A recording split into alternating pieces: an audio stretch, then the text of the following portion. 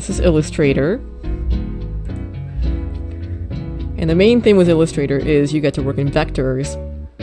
Now, I'm gonna be kind of vague about a lot of things because I don't know a lot of the technical parts of these art programs. All I know is with other art programs, you work in rasters.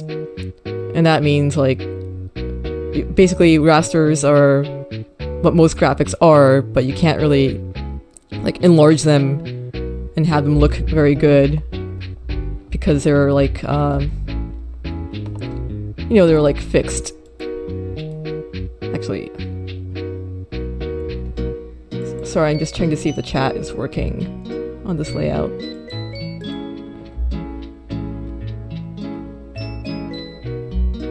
Still dealing with what feels like a new layout. Can someone type something in the chat for me?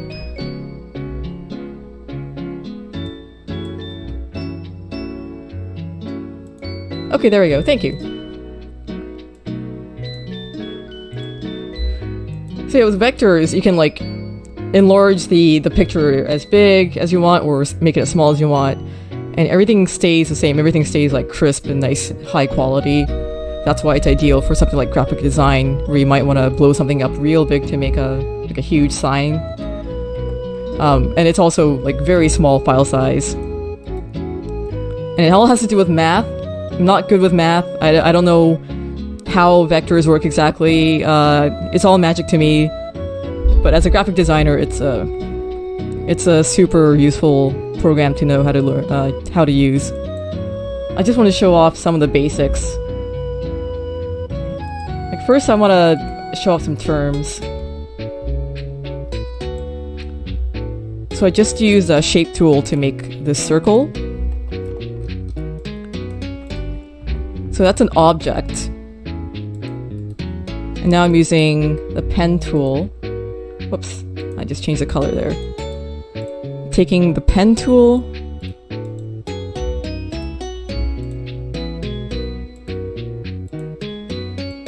And I'm making strokes. So these strokes, let me zoom in a bit more here. They have these fills. The pink part is a fill. And let me change this to different colors so you can see it better. And the teal parts are the outline. I can enlarge the size of the strokes. This shape, this object also has an outline that you can change the color of. Let me change that to pink so you can see it. Yeah, I'm just gonna use, like, very vague terms here, not getting very technical. I'm just telling you what I know about this program. I only just learned recently too, so I'm still learning. So I can take away the fill here if I just want the strokes. And let me check something. Yeah, I have a stroke window, which you can't really see because I have windows turned off. Yeah, it's looking kind of 80s, 90s, isn't it? I'm just kind of making it up here. So right now they have, like, pointy ends here, but I can make the ends rounded. I can make the corners rounded.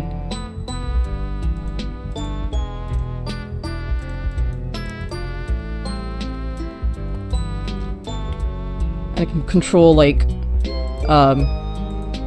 in this stroke, I can control where the edge ends.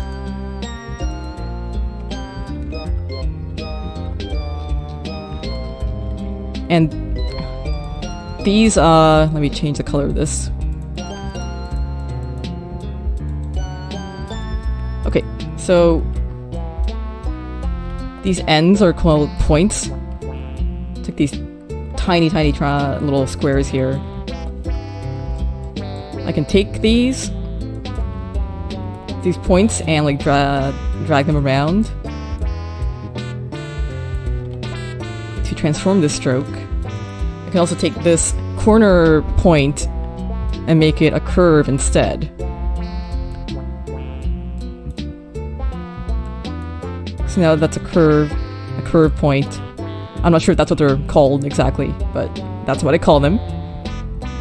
And I can add another curve point here.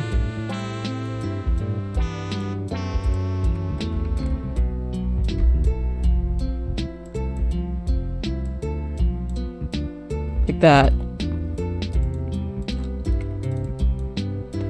So let me show the fill again.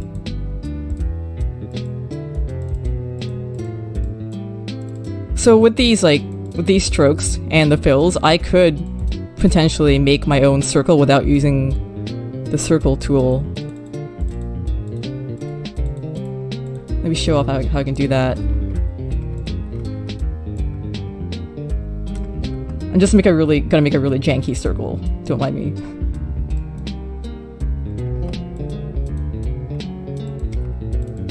Like, I could potentially do this. Let me make that a curve there.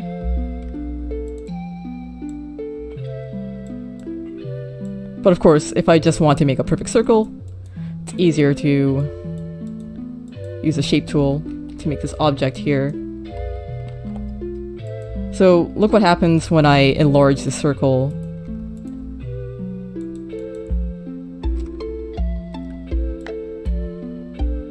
You'll notice the outline stroke remains the same size, the same width. See, when I make it smaller, retains that thickness. But what if I wanted to keep it like this thickness? Actually make it a little bit thicker.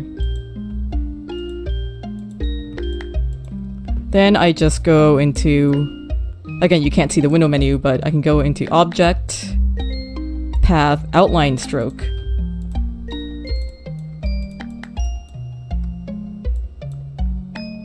And that retains it. Because before, it was a circle with an outline shape. But now these are like two separate things. The outline...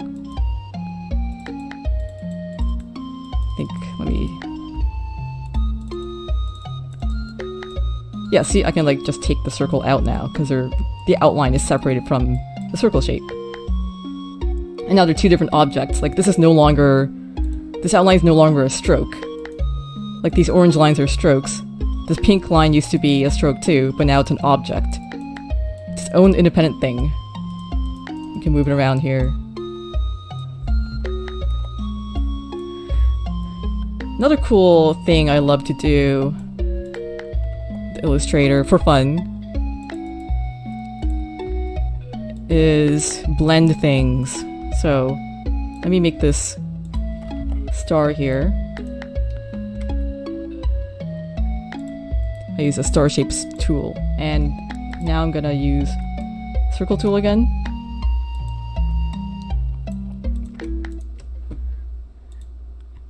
And let's see. I'm just navigating the menus. I go into Object, Blend. Whoa. Yeah, that's one thing I could do. That's not the effect I want to achieve, though. Let me go to specified steps.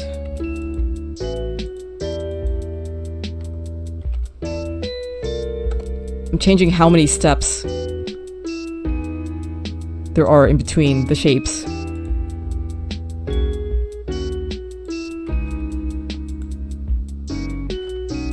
So that's 2 steps in this blending function.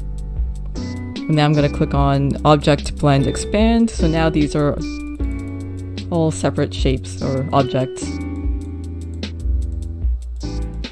Yes, it's an animorphs function. You could potentially make some horrible creature with these. I don't have the time to do that yet. Although, I am going to make a creature in Photoshop, in Illustrator right now. And then maybe I could see what would happen if I try to blend it into a star. So those are just some basics. Let me see what else I can show off before I start going to actual artwork. Oh, I know. There's also the Pathfinder tool. That's very helpful. So let me get rid of this junk here. Gotta bring this blue circle back. Okay.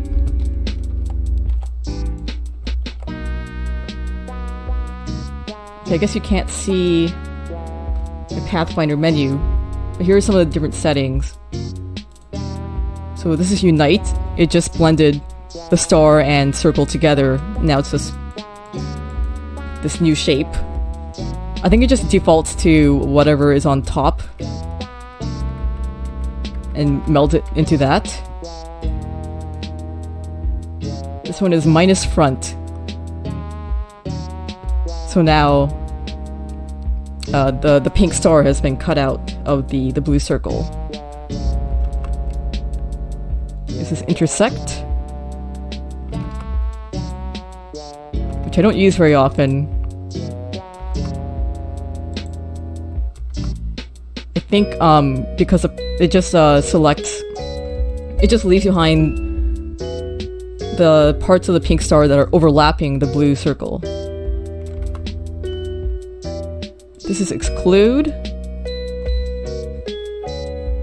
It's like what I did before, but the opposite.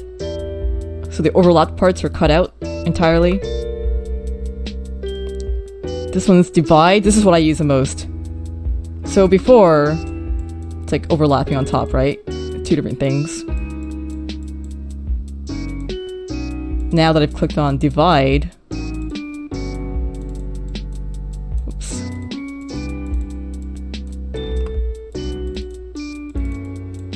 Sorry. Let me ungroup this. Yeah, you can also make groups in Illustrator.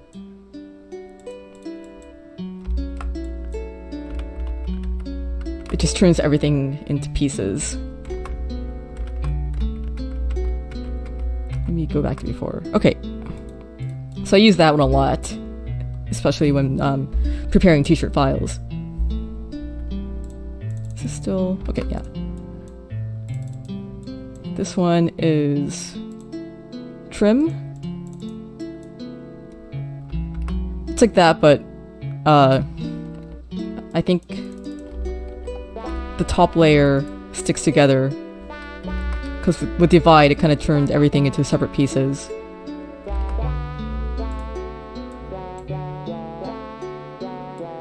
And there's merge.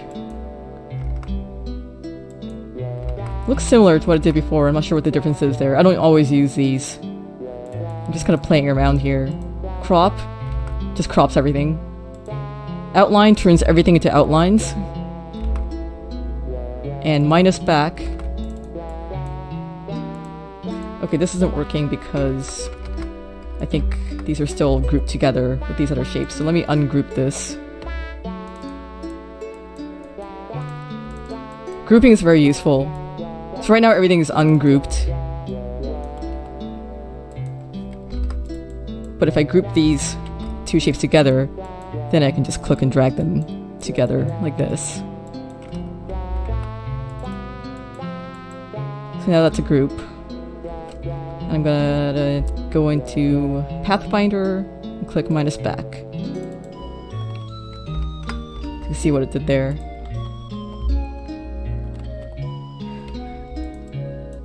So yeah, those are just some basic things you can do in Illustrator. It's also great for editing text, but I don't do a whole lot of that. Unless I want to type something on a path, which is something I can't really do in Photoshop. Let me show that off real quick, actually, before I start doing actual artwork. So first I make this the shape that has a path, like this blue outline you can see around it is a path. And I go into the type tool and select type on a path tool, and I just click on the path.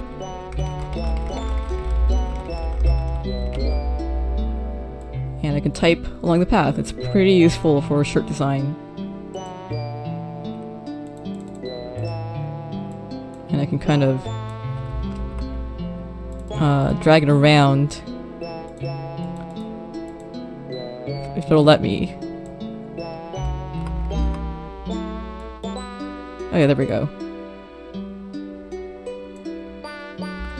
So yeah, that's useful. How often do I work in vectors? Not that often, to be honest. I think most of the time when I'm going to Illustrator is when I've drawn a raster image in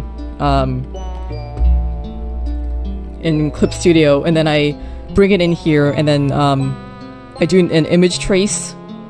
It's this thing called image trace that turns everything into vectors. So like if I do a pin design, then I'll bring it in here, convert it to vectors. I could show that off, but it takes a while to process sometimes. So maybe some other time I'll show how to make something like pins using Illustrator. But yeah, for the most part, because I'm not very used to Illustrator, I find it easier to work in raster and then convert it to vectors in here. Once in a while though, I'll do something entirely in vectors. Actually, let me show you something I did a while back. I did a Shovel Knight shirt design for King Knight, which was entirely done in Illustrator. It's one of the few ones I've done entirely in Illustrator, and that was a lot of fun. This is a good example of how to work in vectors. So when I mouse over everything, you can kind of see all the shapes that are involved and how a lot of them are overlapping.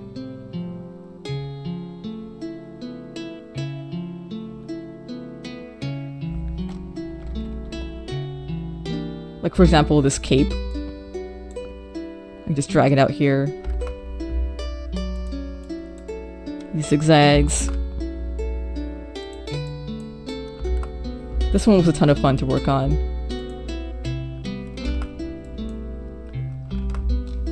Whenever I want to do something with like super sharp lines and funky shapes, I like using Illustrator. Like I don't think I could have done this in something like Photoshop or Clip Studio as well. Because the best thing about Illustrator is being able to manipulate the shapes. That's its main appeal to me.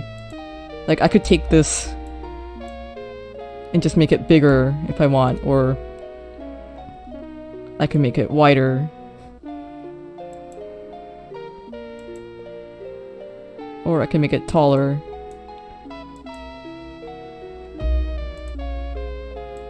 This too. This is the kind of stuff I would not be able to do as easily in Photoshop. So yeah, vectors are really cool to work with.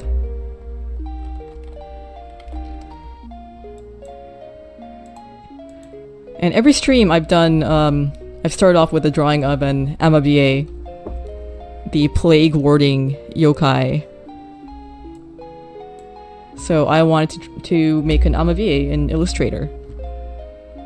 Fair warning, I haven't used Illustrator in a while to make a completely new picture from scratch. But you can join me as I kind of fumble my way through this. So, okay, I think I'll first use a pen tool to make the basic shape. And I'll worry about the colors later.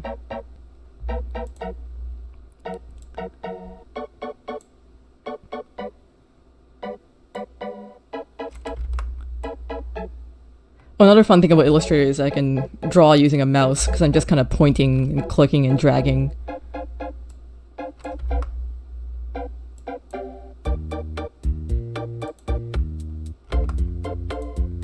Actually, instead of doing that, let me start with some shapes.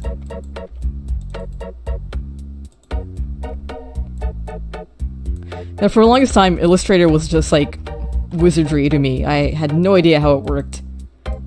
But it seemed useful, so I wanted to learn. Okay, so I'm gonna start with this rectangle. I want kind of like a silo shape to start with, so yeah, there we go. That's better than using a pen tool.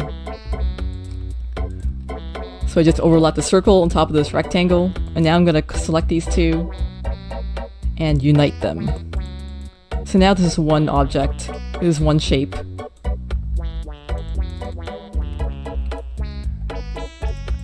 I want to stick to simple shapes here. Oh, actually, if I go in really close, I goofed up. This doesn't look great, so I'm gonna back up a bit here. Go back. There we go. That's better.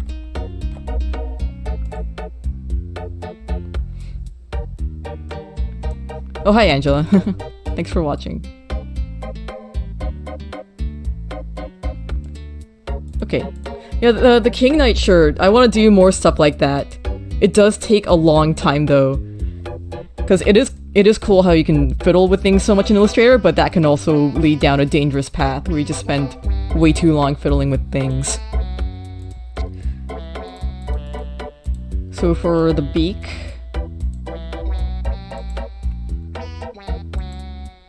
I'm just gonna make real basic triangle. Let me change the color of this actually.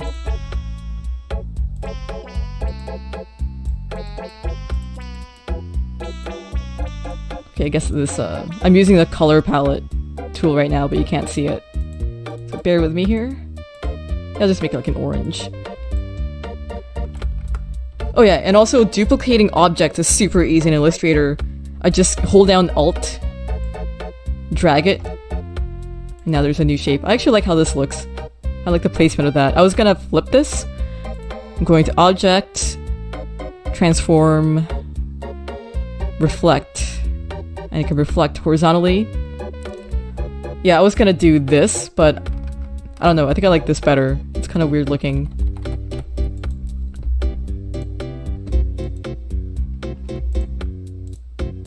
Okay. Let me make its eye now. I kind of want like a creepy human eye with a diamond in it. I'm trying to think of what's the best way to make a football shape. Okay, I know. So I'm making a circle. What color? Let's go with green.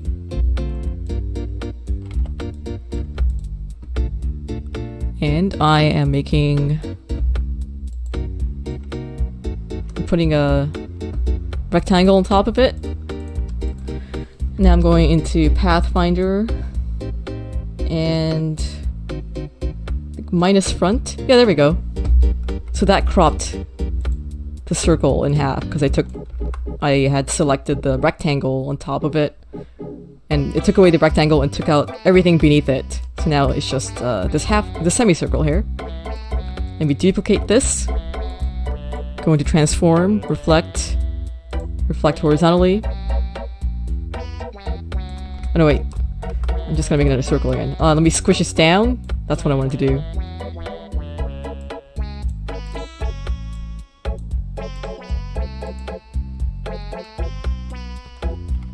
And the shape still isn't exactly how I want it, so I'm gonna add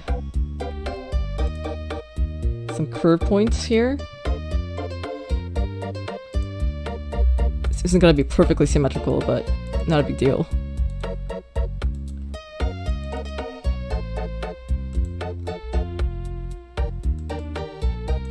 And just bringing this in.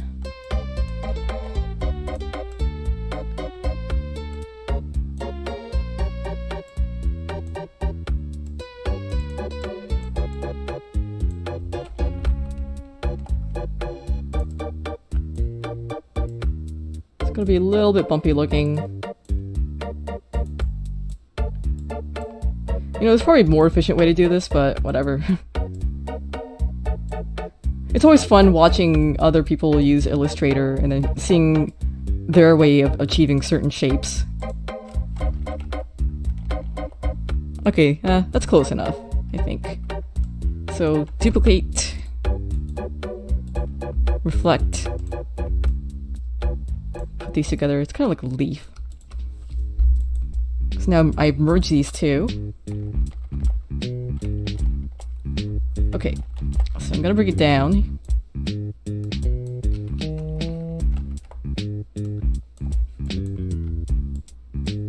to make that bigger. And I think I'm gonna duplicate this again and change the color on this. Shrink that down a little bit. I was like giving things a bit of color underneath the eyes. Let's make that a magenta.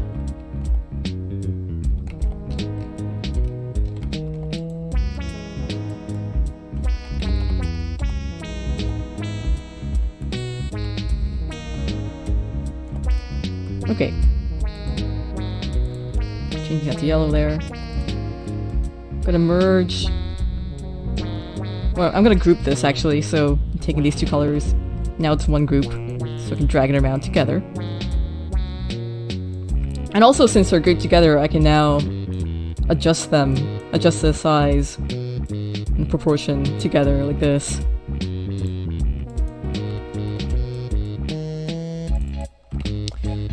And the Amabie has like weird diamond eyes, and I want to retain that. So, let me just make a not triangle, square.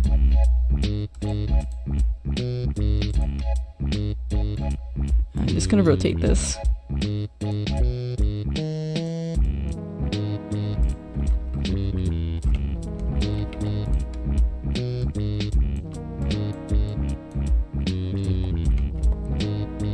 Kind of want to make this more of a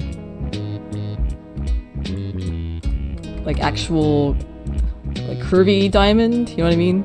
Not just a square on its corner end. So I'm gonna convert, hold on, this point, if I can. I'm using the wrong cursor. Oh, here's another thing you can do in Illustrator that's cool. While I'm here, let me show this off. See these like circles? Tiny little circles in a corner here? You can just click and drag that to round the corners. You can even make it into a circle.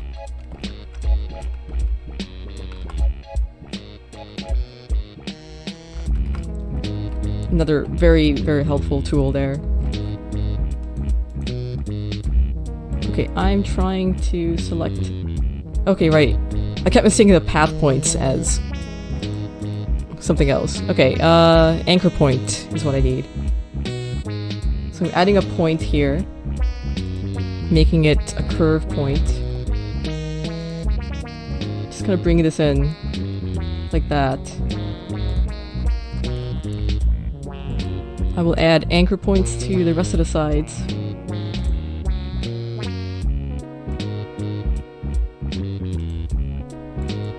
I'm just kind of eyeballing it. I don't think they're perfectly centered.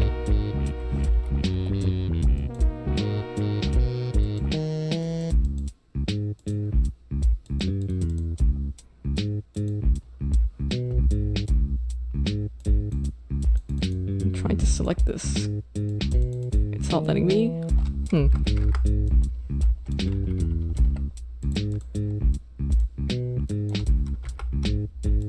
Okay, there we go. So, curve inwards. Convert that too.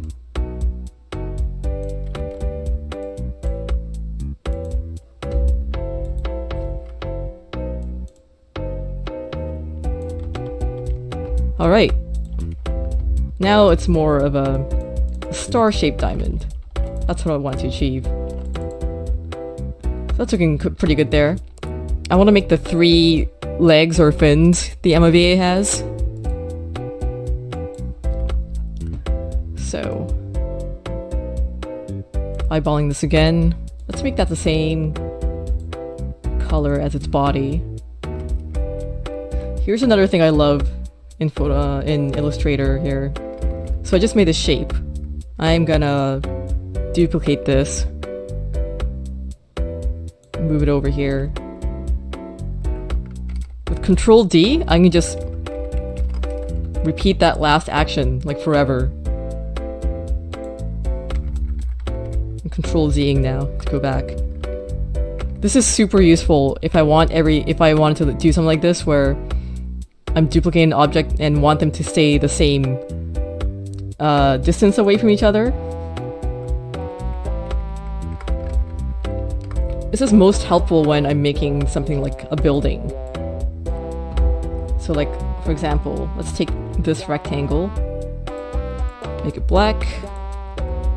Now I'm adding a little white rectangle. Duplicate, placing it there, and now I can just like Control D the whole way. Selecting all of these, grouping them together. Now I'm just duplicating these, sliding it down, and now I can just Control D this. You've got like an instant building. It's pretty cool. Okay, I'm gonna erase that now.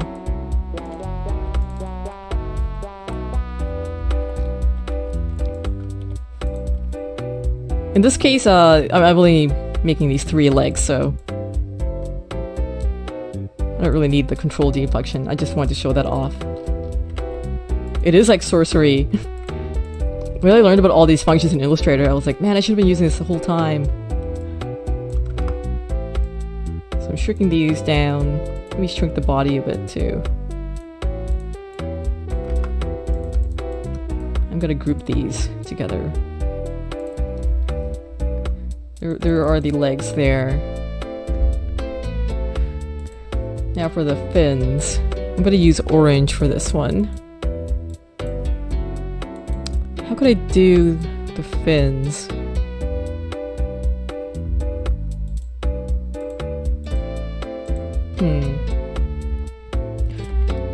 Let me take this shape, the beak shape, bring it down.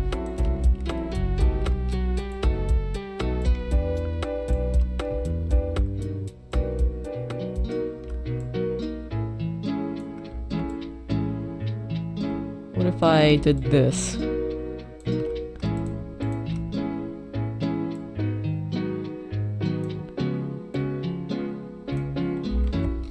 It's like snipper clips. I never actually played that game, so I don't know what the similarities are.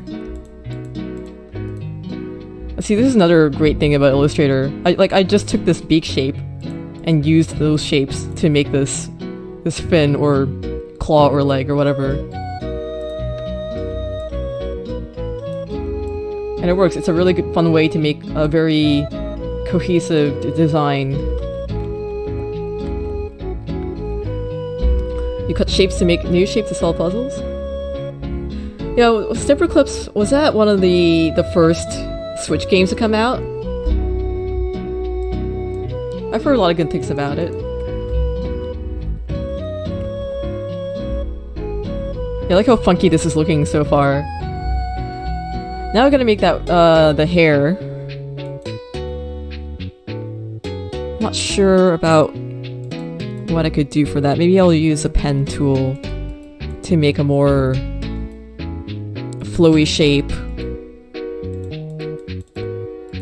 Okay, so let's go with green.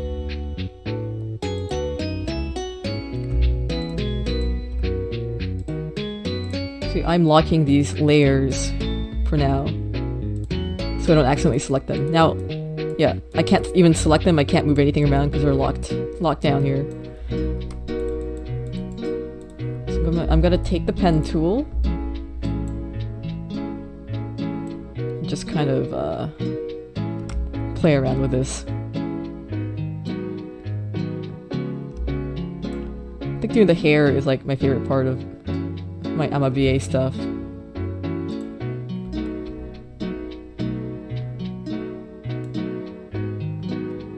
Again, I'm doing this all with my mouse.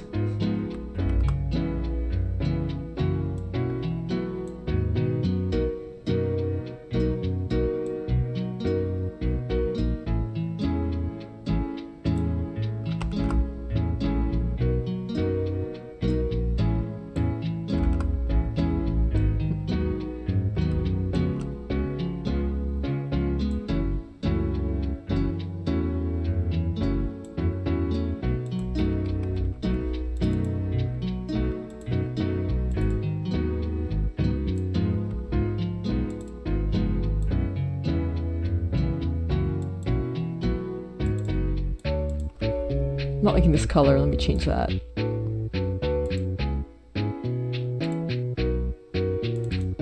Ooh, pink's always a good choice.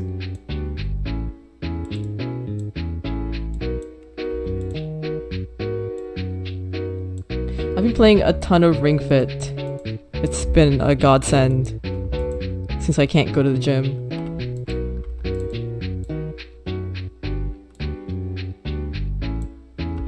My Muay Thai gym did reopen earlier this month. I still think it's too soon. Like, the last thing I want right now is to be in an enclosed space with a bunch of people breathing really hard and sweating everywhere.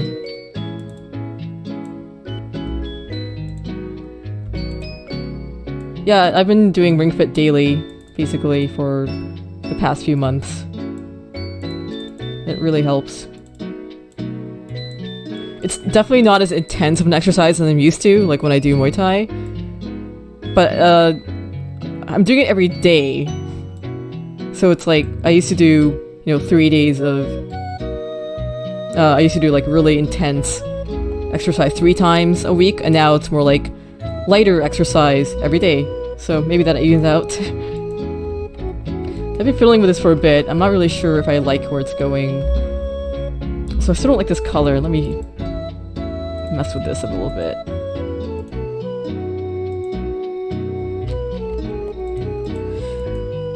I think it's because everything else is so angular and rigid, and the hair just doesn't seem to work for me. Let me try a different approach.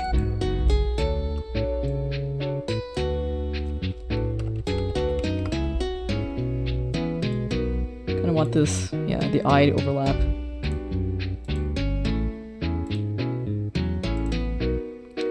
Bring these feet down to the bottom layer. There we go. It needs a Bart hair. That could be cool. I kind of want to give him a little spikiness at top there, actually.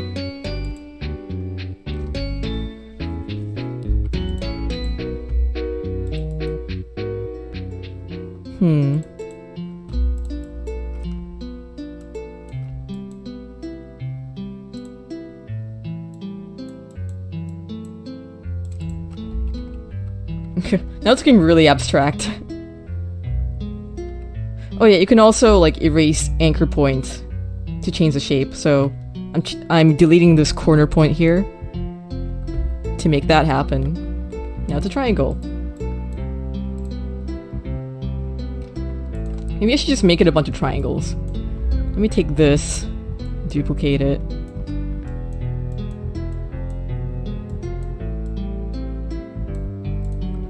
Kinda looks like it's wearing the pyramid head helmet, but backwards.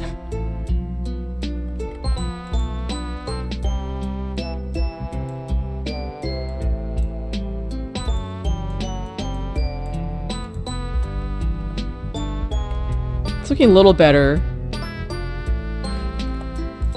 Let me take these shapes aside. Gonna merge them together with Unite.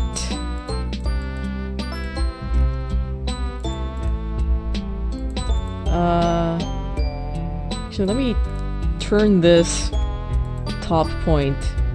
Let me bring this back down. You can't really see well. That's a great background. Take the top point and turn it into a curve. Deleting this anchor point because I don't need it anymore. Let me bring this down.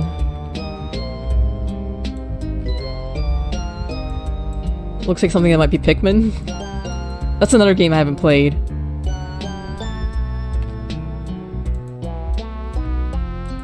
There's some cool creature design in Pikmin, right?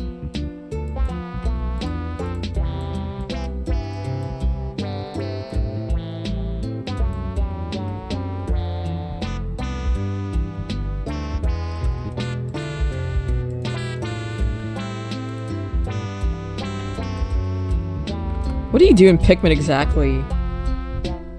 You just like command a bunch of those Pikmins to like kill things for you? Is that what's going on? Is it like Patapon without the rhythm game aspect?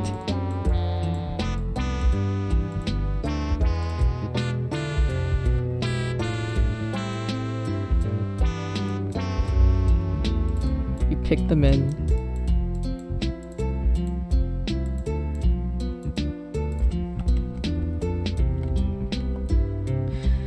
Still not super satisfied with how this is going.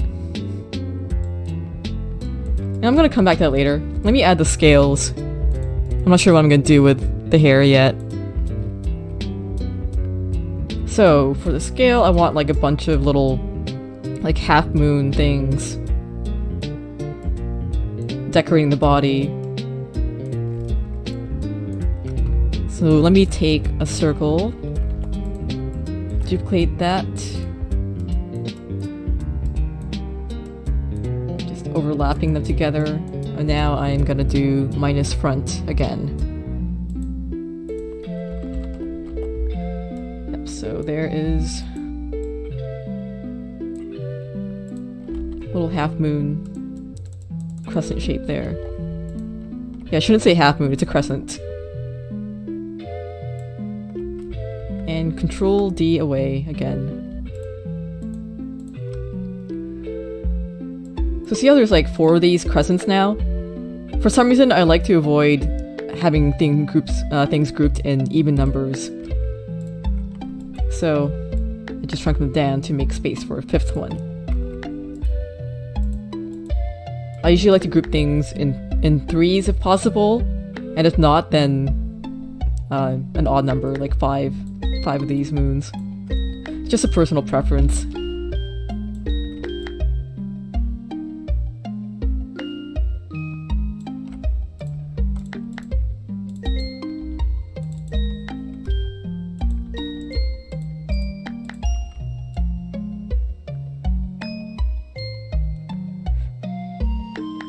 Oh right, yeah, the Pikmin goal is to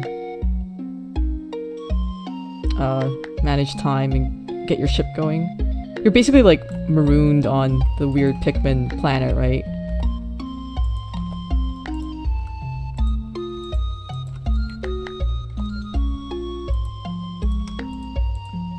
We do one more row of this.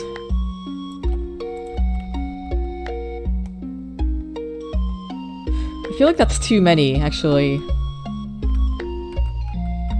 Maybe I should have stuck with 3.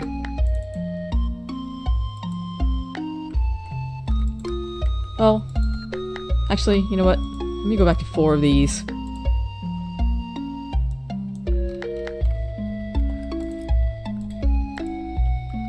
This is what happens a lot when I'm working in Illustrator. It's just a lot of going back and forth and trying different things. I also didn't join these perfectly before, so let me do that real quick.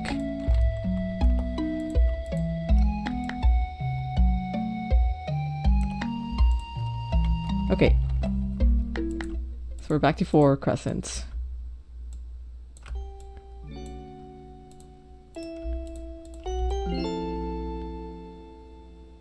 Do row 3.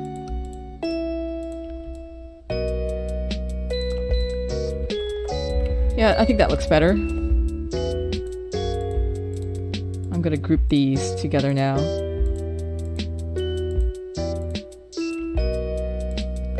And I'm gonna change it to this purple, the same as the pupil. I like to use as few different colors as possible, which also is very important when it comes to shirt design.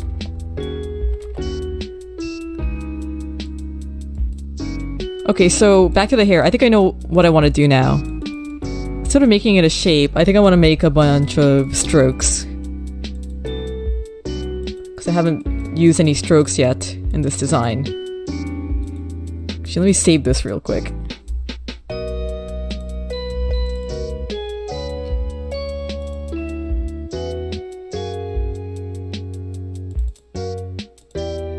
It always helps to save.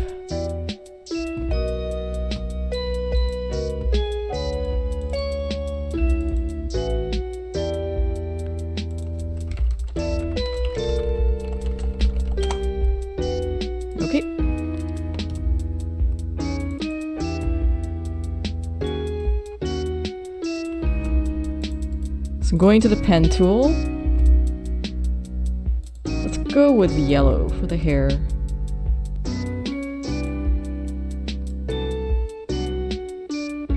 So I'm making a stroke with the pen tool now. So currently the shape, or the stroke, has a fill, but no outline. I'm gonna fix that. So no fill. And let's... Because I want to show off some of the things you can do with strokes again.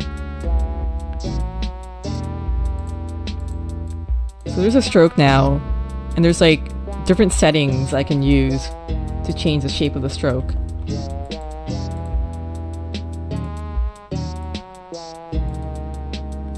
I'm just selecting all these different settings now.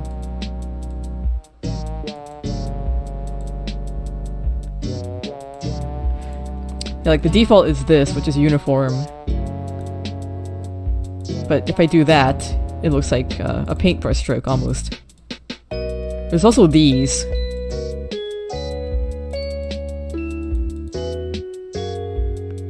Let me show you some of the artistic ones you can do. Paintbrush.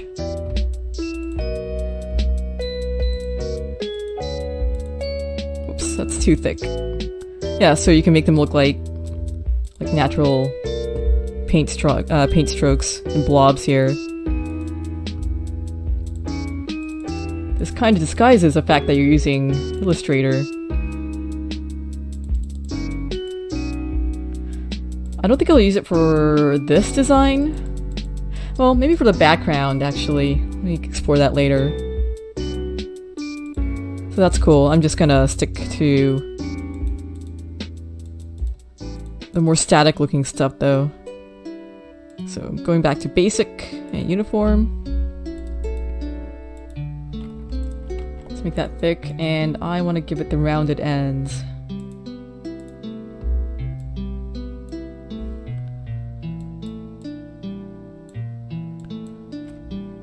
Gonna add another point here.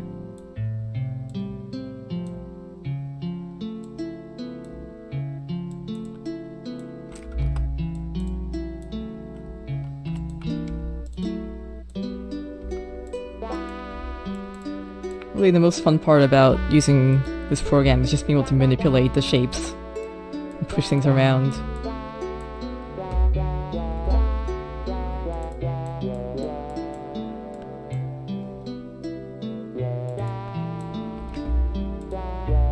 These are times when I wish I could just draw the hair on. Actually, what if I made it like this? Yeah, that works, yeah. With the tapered ends. I'm gonna duplicate this.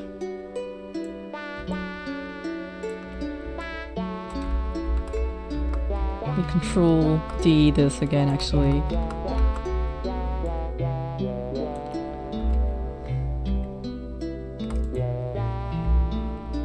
It kind of looks like it has thinning hair, but I like that.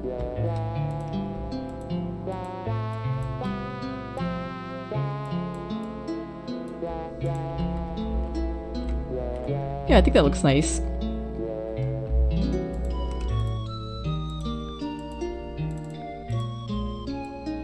Let me add one more.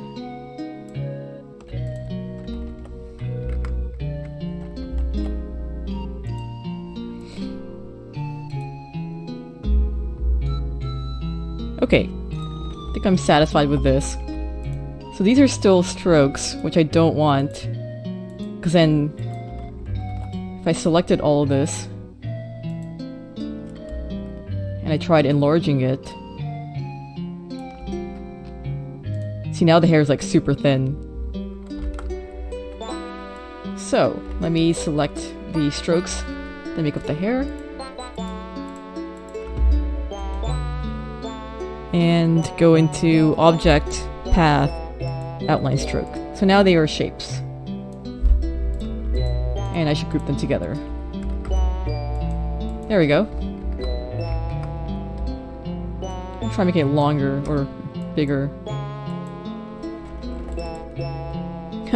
Okay, I like this.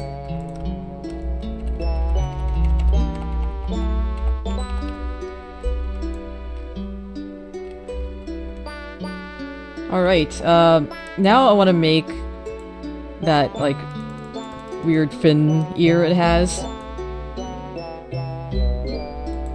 I kind of want to use these triangle shapes again for that. So let me try taking this.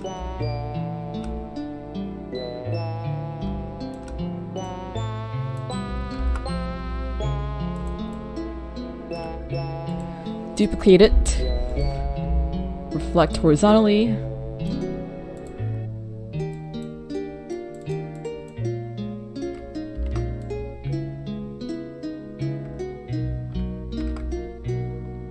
It kind of looks so much like it has two beaks when I put it here, like that.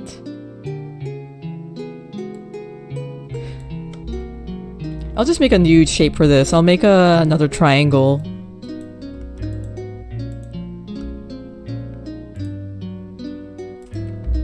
Okay, so I made a triangle with the pen tool. Super easy.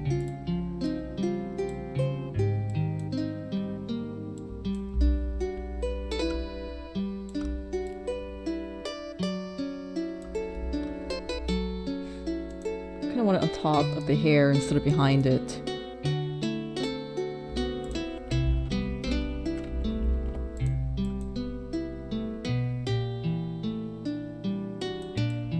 Not sure about that yet. Let me try something else. Let me take this rectangle.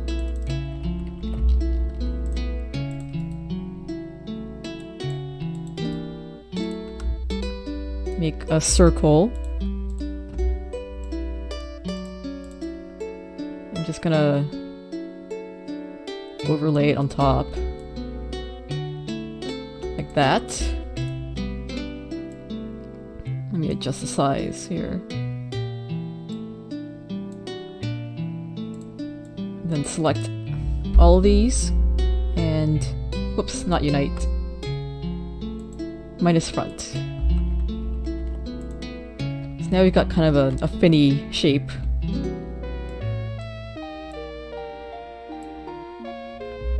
Let's make that a blue, but not the same blue. Just a bit lighter. Maybe more of a teal.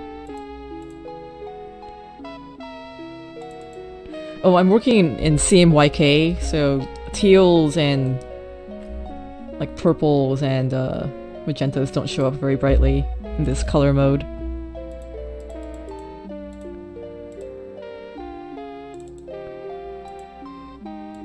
Maybe more of a turquoise then.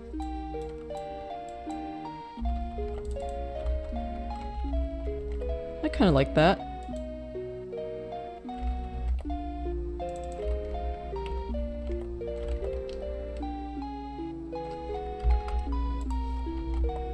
All right.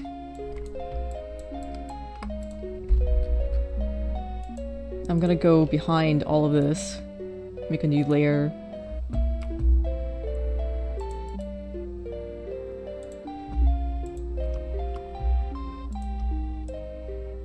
Let's give it like a very simple background.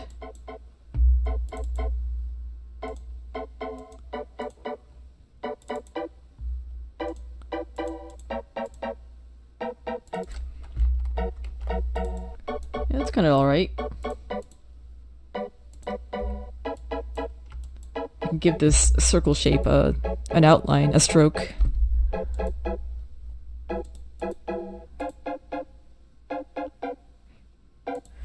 Let's see what happens if I try a more artistic stroke around here.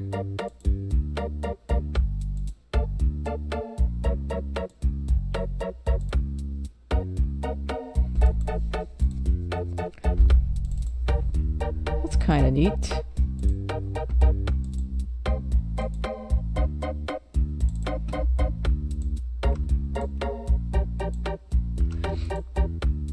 Kind of gives it like a Japanese brushstroke feeling. The Enso, where they just do like a circle with an ink paintbrush, which is fitting because this is a creature of Japanese folklore.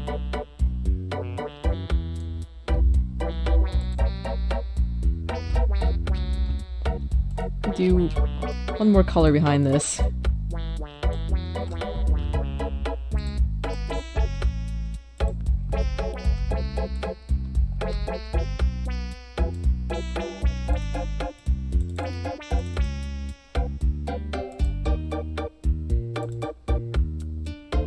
Let's just say this is like the shirt color. It's blue. Kind of want to make the brushstroke a bit thicker here. No, it's too thick.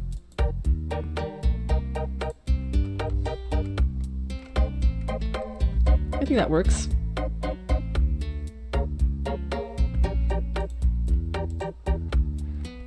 think it's a good stopping point for this design. It's very, very simple. I'm a VA. The patch of a cryptid hunting scout troop. Yeah, it kind of does. I like how it turned out.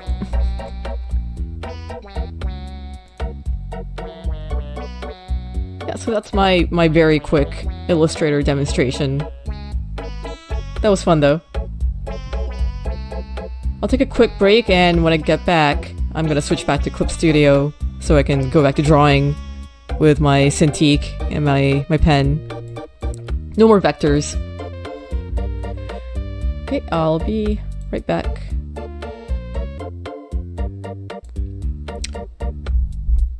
Okay, I'm back.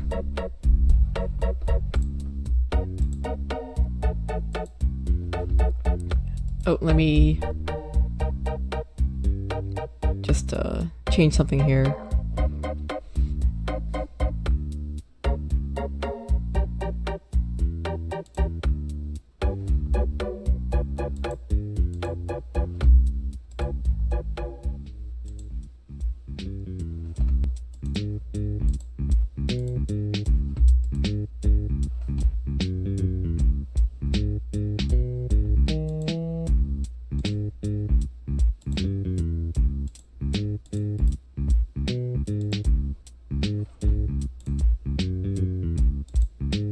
Okay, there we go. I had the wrong setting on.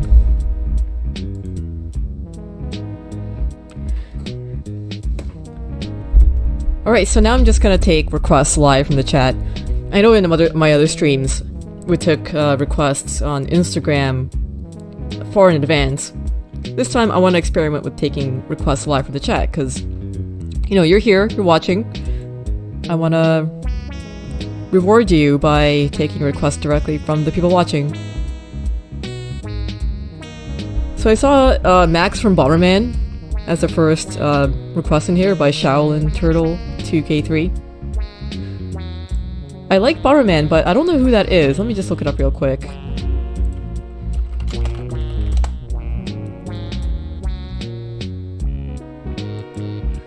I'm also going to type these down so I don't have to scroll back through the chat later.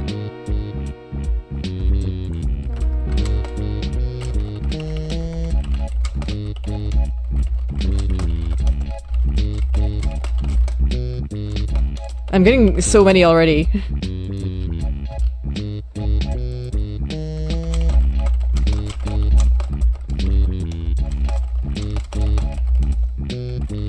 Okay.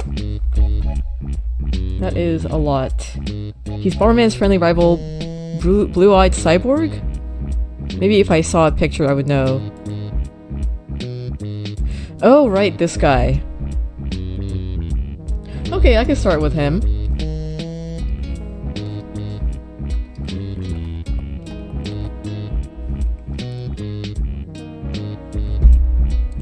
I like Bomberman, but I tend to stick with, you know, the OG Bomberman characters.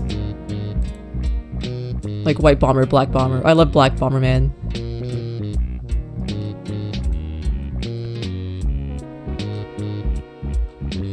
Just trying to find a decent reference for this. It's kind of like a tokusatsu character.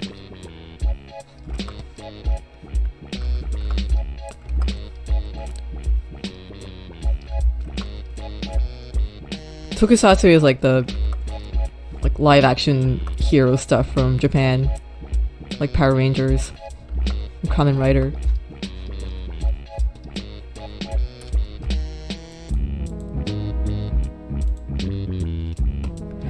I don't draw characters like this very often with all these like inorganic shapes. Like this guy's wearing a big helmet. But it is kind of fun to draw, and sometimes pretty easy to draw because basically you're just made up of shapes.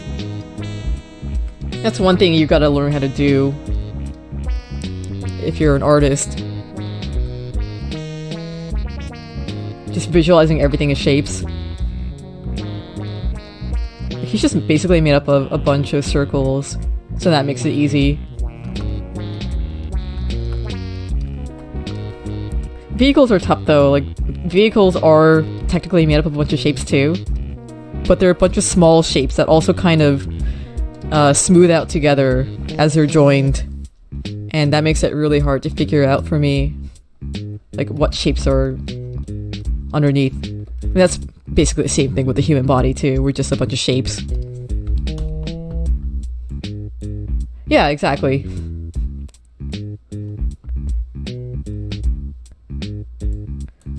It's just that I've drawn people so much that I've come to like memorize what kind of shapes are like lurking beneath our muscles and skin.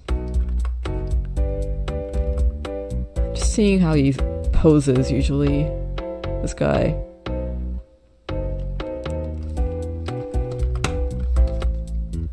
I think I'm gonna do what I did last stream, is just like draw all these characters together, like in one big happy group family photo.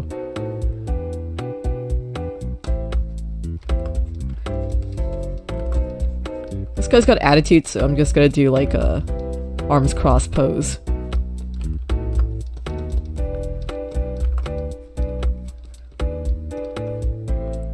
Which is a very hard pose to master. Drawing, I mean, not actually doing it. I'm seeing like he's got different belt buckles. I guess usually it's a cross one. I think I also see like this rectangular one too. I'll go with like the kind of cross-shaped one.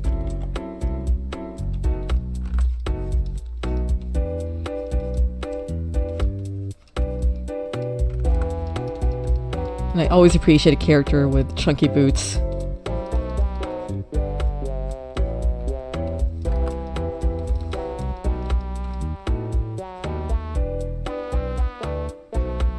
And he's got a cape.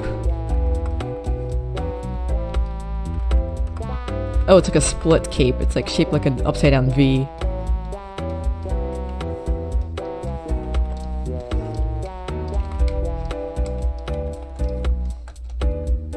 Okay, so there's Max from Bomberman.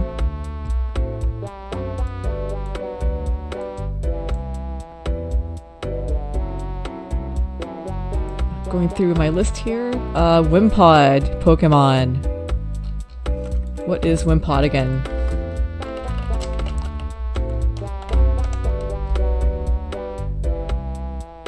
Oh, okay, cool. It's like, what do you call those things again?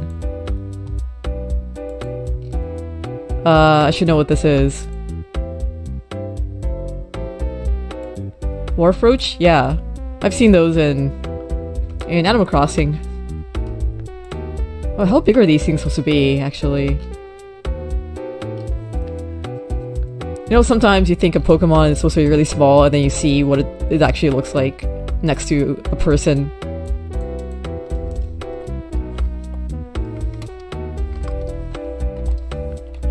I'm gonna try to make the characters interact if I can, so let me just uncross his arms.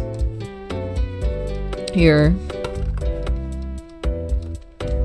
Actually, now I have to look up what his hands look like.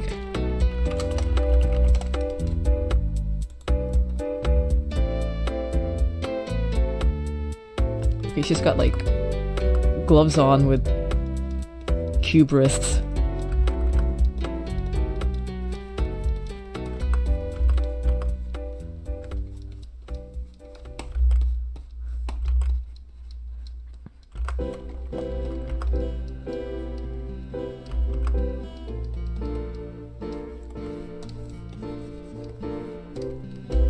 So he's gonna be holding the Wimpod here. Not really holding, like Wimpod's kind of like balanced on him. as best as it can.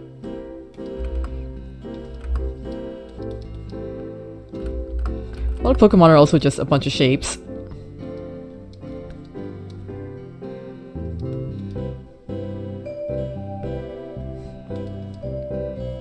I love the under eyelid of this guy. It's cute. I'm used to seeing characters with sleepy eyes, like the heavy upper lid. Not so much the raised lower lid.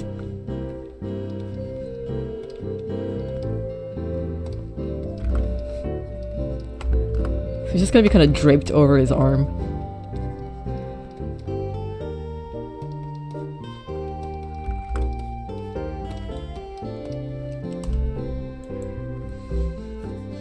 Wimpod is your favorite Pokemon, possibly? Wow. Have you ever made a plush of Wimpod, Ice5? Yeah, Jorge is happy to see Max. I didn't know who Max was. I just like found I've seen him before, but I couldn't remember who he was. I don't think I've ever learned his name until now. I'm just more familiar with the older Bomberman characters.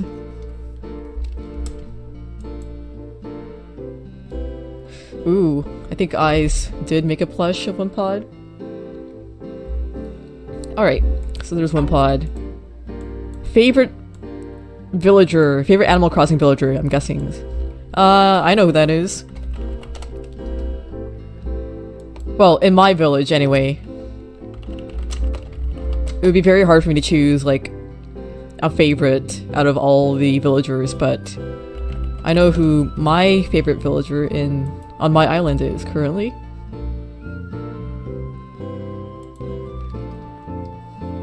I think he would fit in quite well in this composition, actually.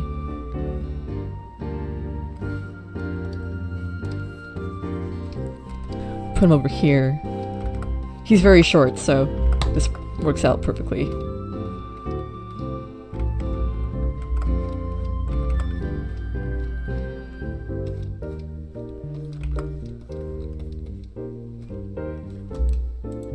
Yeah, try to guess as I'm drawing him.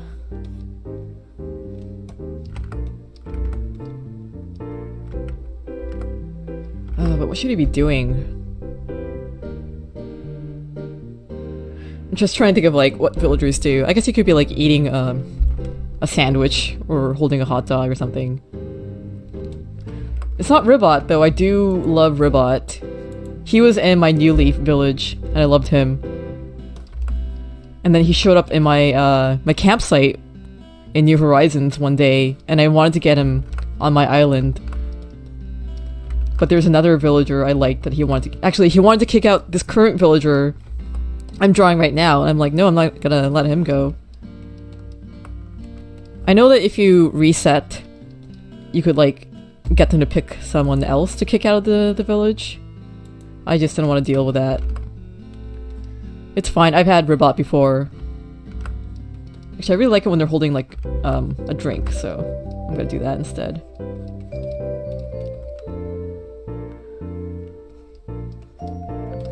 Ooh, Ice5 just posted a link. Oh, I've seen that before! That's great, she made 3 Wimpod plushies just to reference that famous picture of the isopods eating or enjoying a bag of Doritos.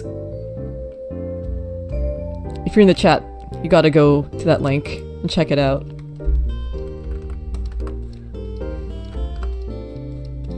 That's awesome.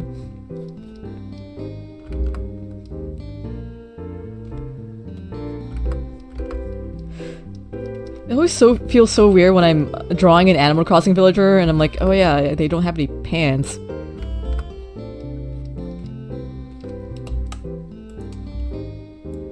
It just feels a bit awkward. Well, not as bad as KK being totally naked, I guess. I drew KK Slider last stream.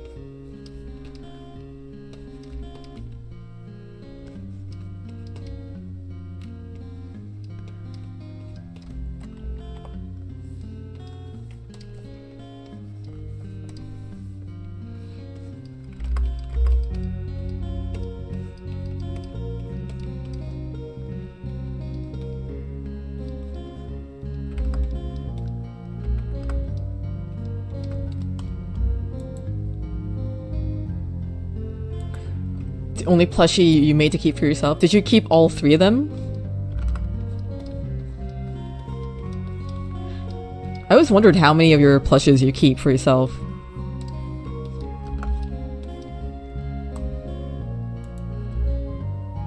That's right, it's Static. I didn't even know who he was before he showed up on my island. I didn't find him on a mystery tour or anything. Like one day I saw that one of my lots was sold. And it said, it's like Static's future home, and I was like, Static, who's that? I looked him up and I loved him right away. And then, when I talked to him for the first time, his voice is so deep, and I did not expect that.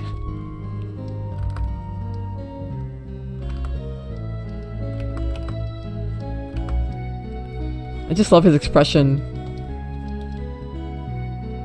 He looks like he's trouble.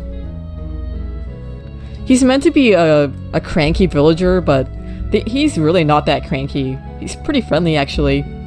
They really toned down the cranky levels of villagers in this game.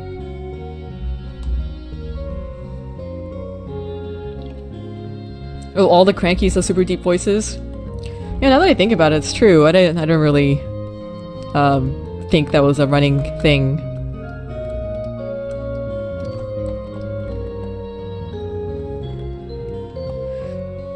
I feel like I don't have the expression just right. This is what happens when I'm drawing a character I really like. I just end up filling with it a lot more. Have to get it just perfect. Okay. Actually, let me save my progress so far.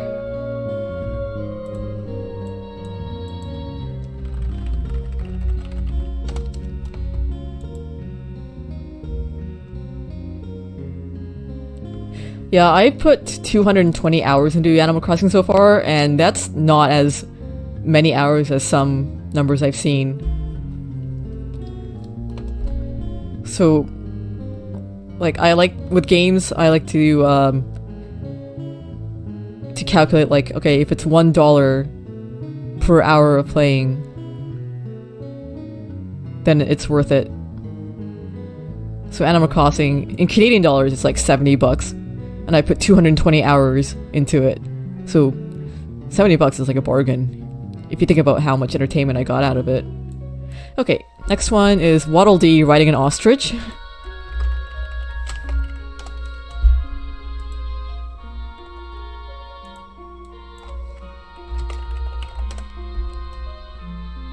I was just looking up to see if there is an ostrich character in Kirby, but I guess not. Is there an ostrich video game character? Yeah, I was thinking of that, the Mega Man X ostrich.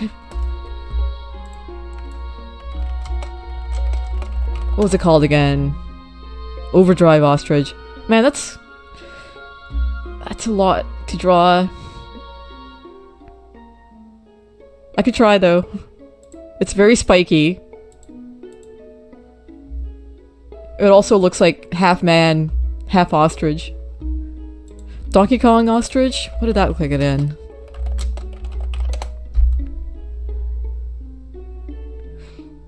Yeah, maybe that would fit better. The Donkey Kong Country one was the first one I thought of. Espresso, that's its name. Yeah, I think I'll do that instead. Instead of Overdrive.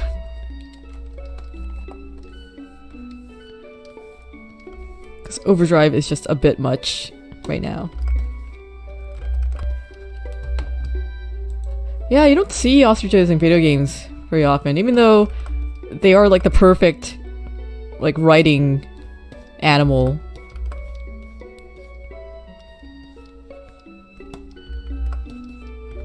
I'm sure chocobos were at least partially inspired by them. Man, I don't think I've ever drawn a Donkey Kong character. I'm just examining, like, what makes it special. It's kind of got human eyes. It doesn't quite have the rare eyes.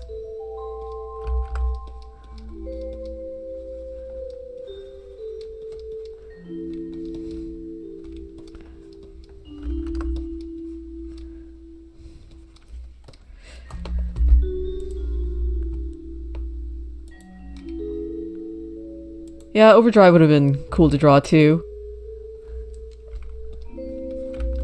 But a little too involved. I would have spent like forever on that thing.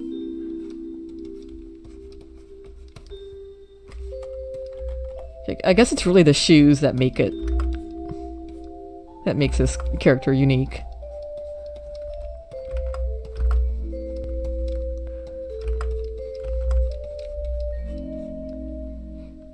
It's wearing like high tops. I've never examined the shoes of this thing before. It's kind of wearing these weird sneakers that are also like high heels. I guess that makes sense because it kind of conforms to the ostrich foot shape.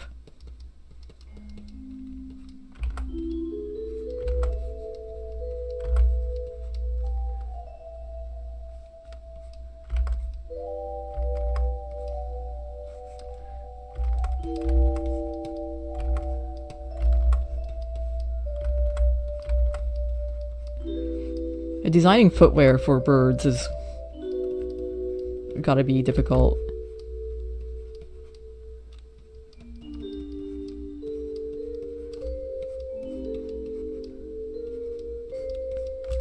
Okay. I think I'm ready to draw Waddle Dee now. So I'm gonna bring it out a bit more so you can see its back feathers. Its tail feathers, rather.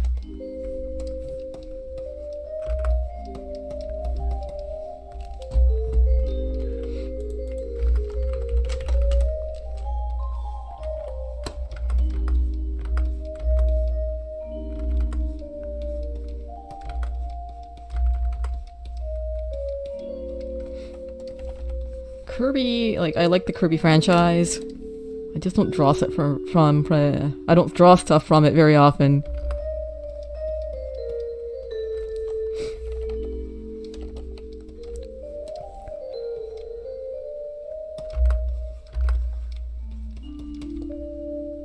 Where would Waddle Dee sit on this thing? It doesn't have a saddle.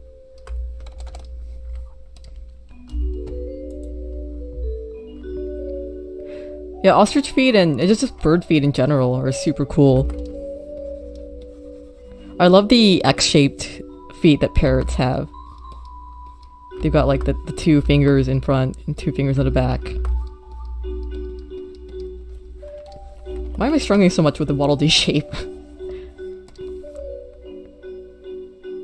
Okay, I see what I'm doing wrong.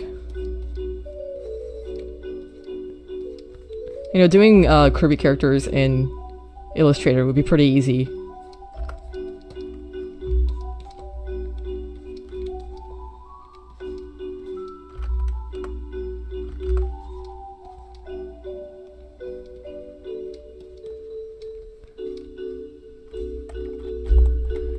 Doesn't really look like him. What am I doing wrong?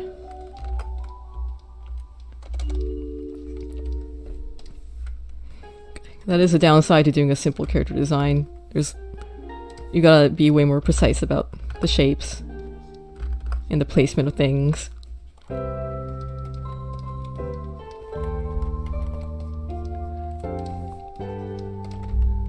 think that works. Okay. He almost had a Homer shape. Next is favorite character from Chrono Trigger. Will do. Chrono Trigger is my favorite JRPG.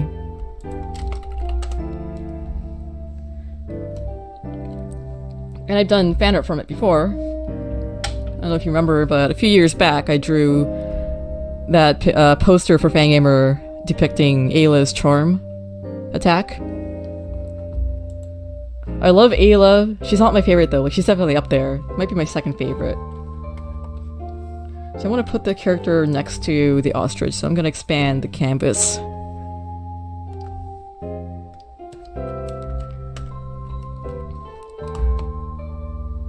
I also drew a mashup of Futurama and Chrono Trigger characters. What did I call it? I think I just call it Chrono Futurama.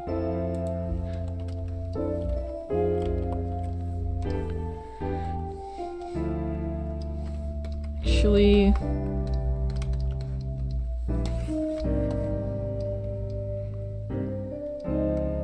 I think I'll put this character to the right instead.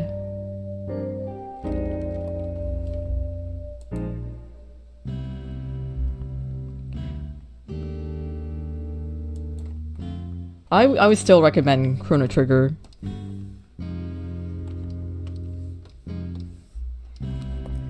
Final Fantasy VII is one of those games that I've like tried to play all the way through a few times, but never could. I don't hate it or anything. It was just a little late when I tried playing it for the first time. I just didn't have as much time to devote to RPGs.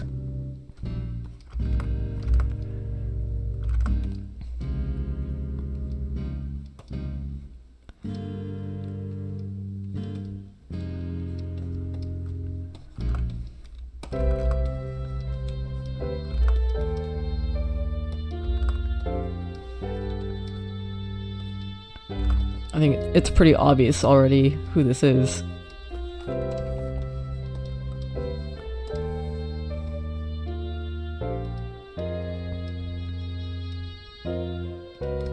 don't think I've ever actually drawn this character before. Yep, it's clearly Frog. If it was a human character, it might not be as obvious at the beginning.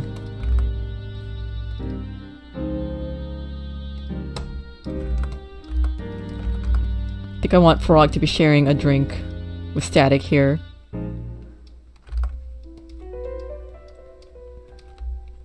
Frog could make a good Animal Crossing villager. That would be really cute. I love the frog villagers in that game. Like, I love Ribbot. I like Puddles. I like Frobert, or Frobert, or however you pronounce their name. He's really cute.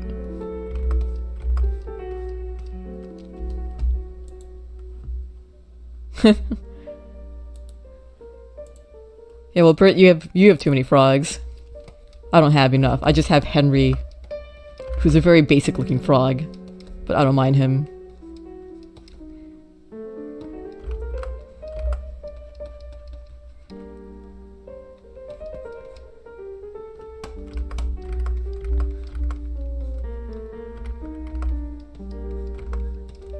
Now I kind of want to draw a frog as a frog from Animal Crossing.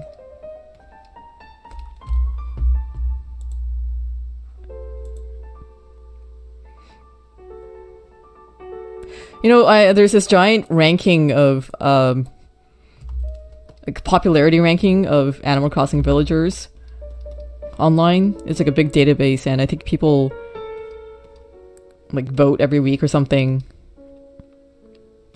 And I think it goes by how much they sell for on the market, and like the black market. And Ribbot was like pretty far down the list. He was like low tier character, and I thought that was kind of sad because Ribbot is awesome.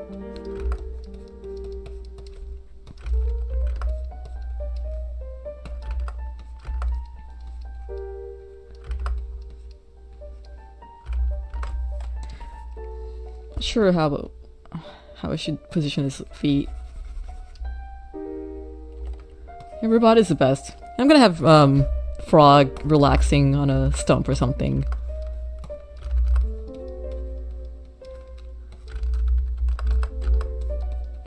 He needs to take a break.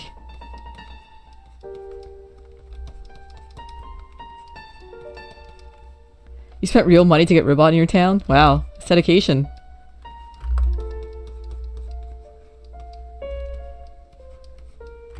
I don't blame you though. I think he's one of the best. Yeah, Frog really needs to loosen up a bit and take a break. Yeah, maybe he's too small, especially compared to Max here. I'll make him a bit bigger. Because Static is tiny. I shouldn't match him with Static.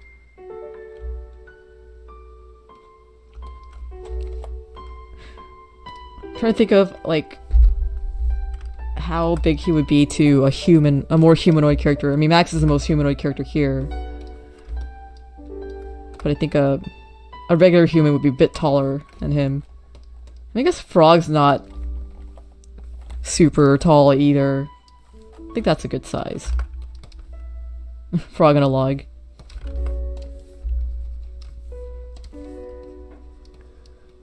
This is definitely my first time drawing Frog, I think, because I don't think I've ever examined his design very closely until now. I just see now that he has a purple sack of something tied to his belt. What is that? Maybe money?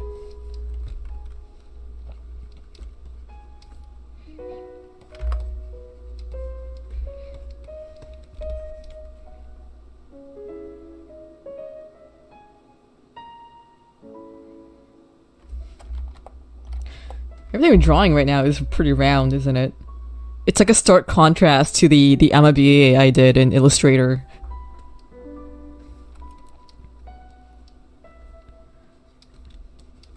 You know, I've always loved Frog's little whiskers, but do actual frogs have those? Is there like a type of frog that has these like whiskers coming out of them? It's a nice touch. It makes them feel more aquatic.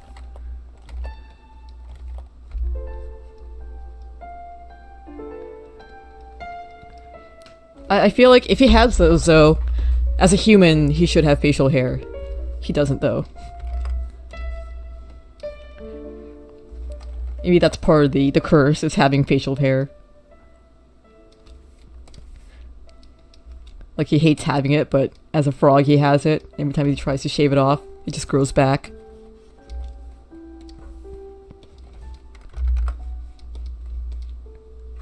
It's like, was it Evan Almighty have a scene where Steve Carell's facial hair can't be shaved off? Or am I thinking of the Santa Claus where Tim Allen can't get rid of his beard? Or is it both those movies?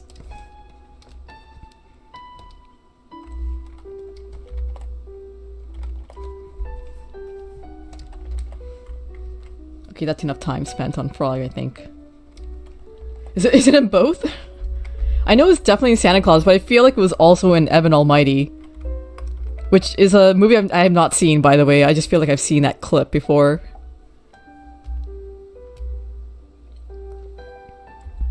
Yeah, but with Evan Almighty, like, he becomes Noah, right? Is that the plot of that film?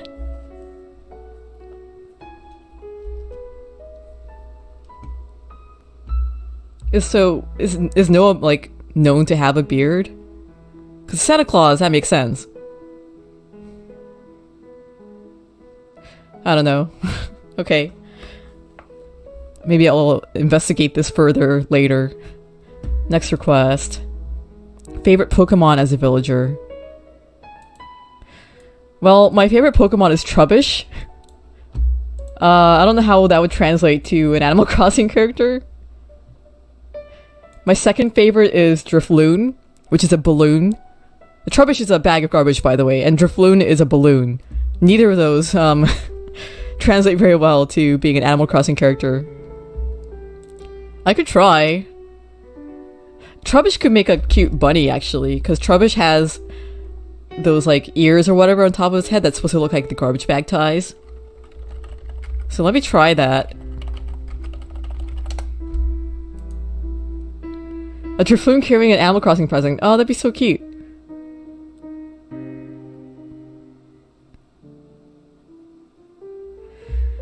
Okay, I'm just looking up what the default rabbit designs are in Animal Crossing. See if this could work. I actually have a little figure of Trubbish. And I keep it by my kitchen sink. Because he's trash.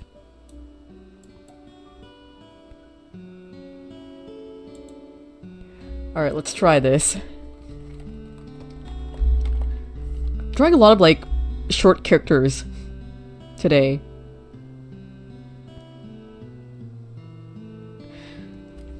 And I feel like he should be next to Static.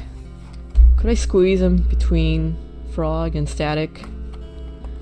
Just getting wider and wider, this picture.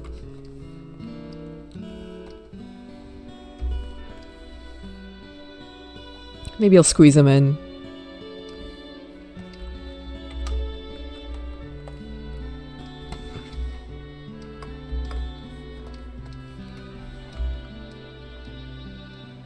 Okay.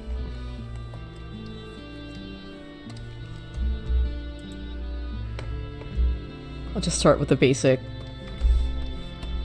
rabbit shape. Coco was one of my favorite villagers, by the way. She was also in my New Leaf village. Apparently she's a very popular character, according to the rankings. People pay good money for her.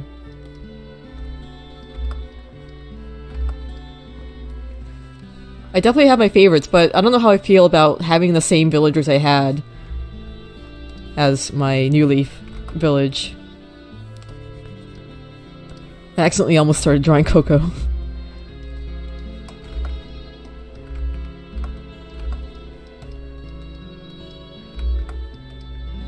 I have Eric the deer in my current village, even though I had him in New Leaf, but that's because I forgot that I had him.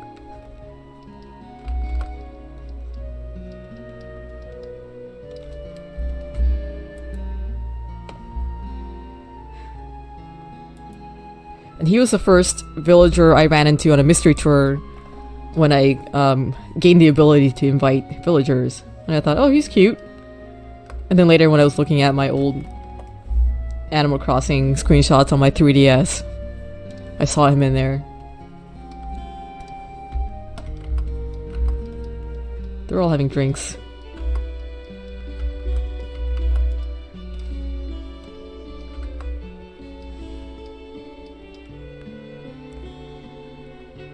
Actually, this could work pretty well. I just have to slap the Trubbish face onto this rabbit. This should be fun.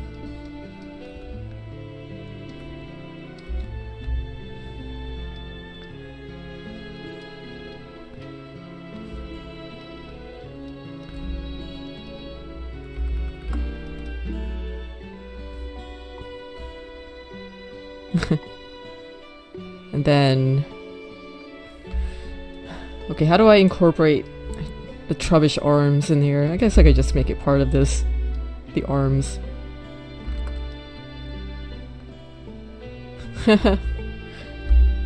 Yeah, now I wish there was a real Trubbish rabbit in the game. It's cute. I guess that's all it takes. I feel like you should be wearing something, though.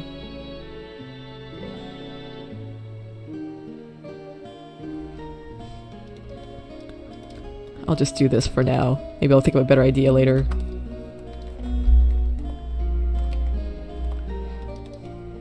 There, that's better.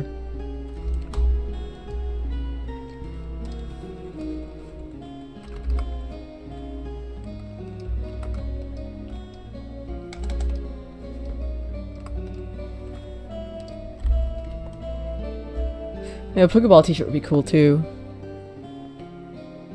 I'll think about it. Okay, and now for Skeletor. For some reason, he'll be in this picture. This picture is so wide right now, I kind of want to put him in the back here. I guess he could also be having a drink with these guys.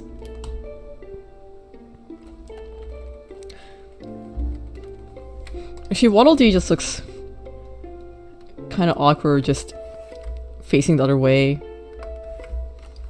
You know what, I'm gonna change this up a little bit here.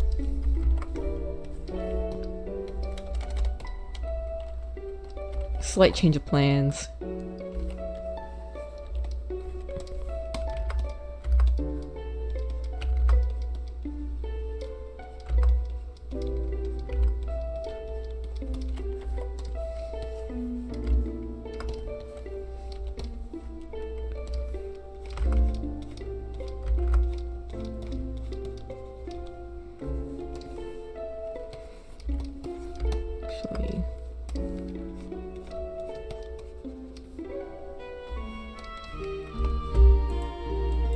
grabbing reference again.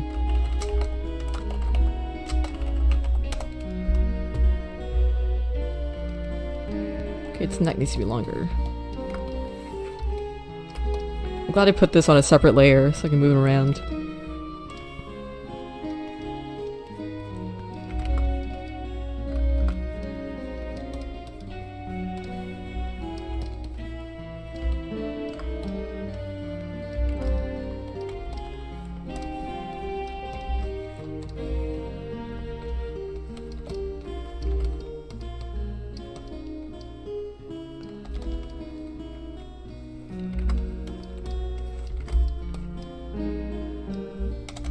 As you can see, when I'm in rough sketch mode, I take a lot of shortcuts by just moving elements around instead of redrawing them. Although in this case, I think it's faster if I just redrew the legs entirely. So that's what I'm gonna do.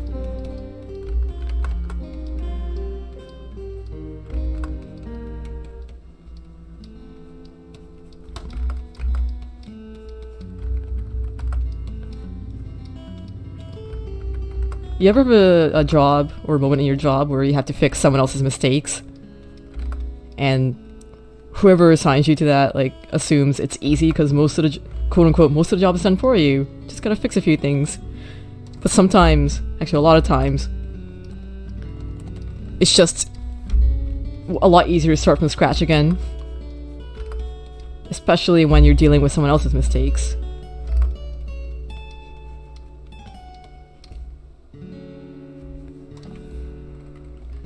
You have to deal with that every day. I definitely don't have to do that anymore. I'm just thinking back to like past jobs where I've had to do that.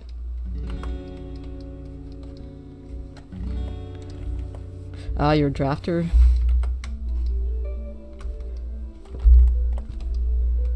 Okay, so I just wanted to push these guys into the background.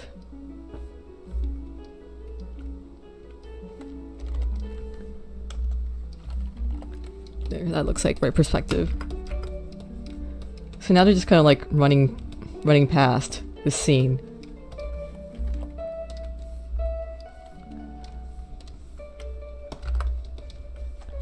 I'm gonna change Waddle Dee's expression here. Waddle Dee's not very expressive, I've seen.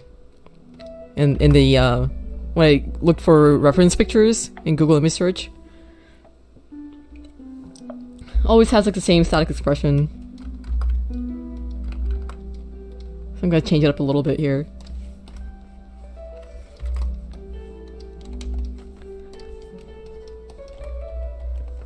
So it's like, oh no, this ostrich is out of control.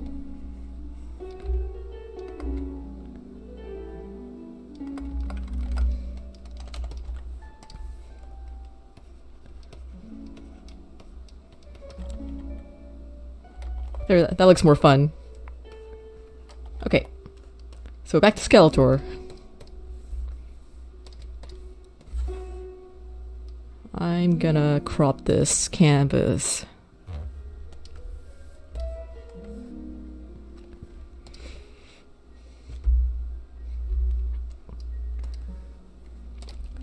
So this would be the last thing I draw in here, is Skeletor. I think no one's made any more requests since then anyway, so that works. I definitely have drawn Skeletor before. I was commissioned to do a shirt design based on that For Non-Blondes He-Man video where he's singing What's Up. And I did an official shirt design because I think it coincided with the release of the track itself by Slack Circus. They're the ones that made the original video. And then it got turned into a print, which I don't think is available anymore. Anyway, you can look that up. Like, let me see if I can grab it actually.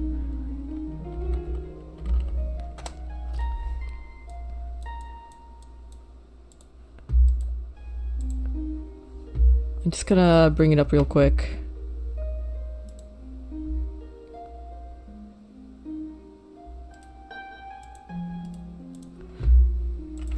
Not the best quality, but...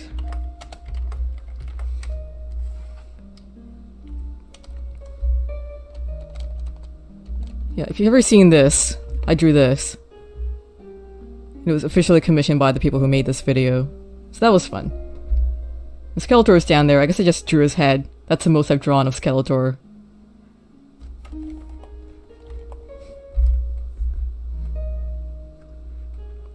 It was fun to do like this more American comic book style, which you don't get to do very often.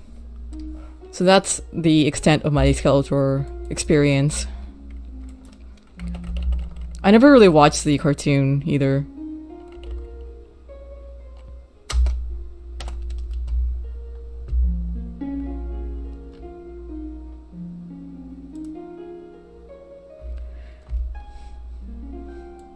Okay, I think I found a good reference picture. How big should he be? You know, for this one I'm just gonna rough him out real fast to get the proportions right.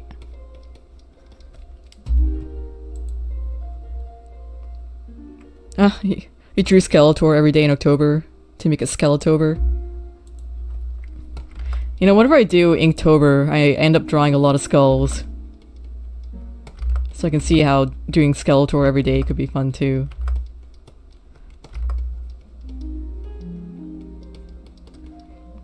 Despite how many skulls I've drawn, I always have to look up reference. I end up buying like a model skull, like a small one that fits in the palm of my hand, just so I can always have I can always grab a human skull and have it as reference.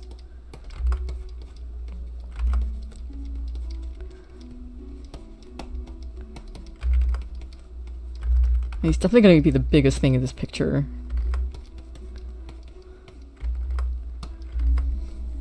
The hardest part will be making it obvious that he's sitting on something.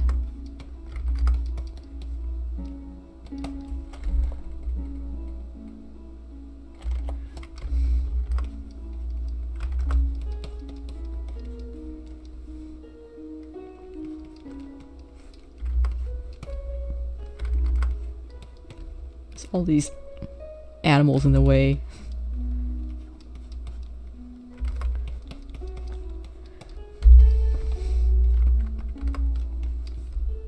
Am I gonna have to draw him like totally man-spreading?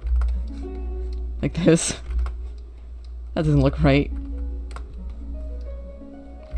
But I'm also gonna end up with some weird tangent lines if I put his knee where it should be.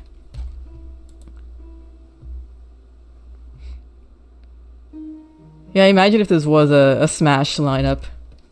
Who would you play as?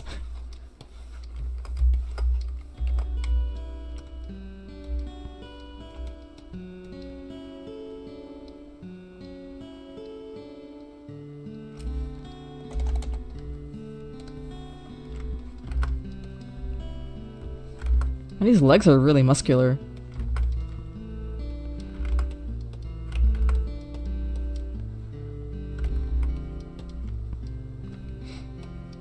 You know what I used to see a lot?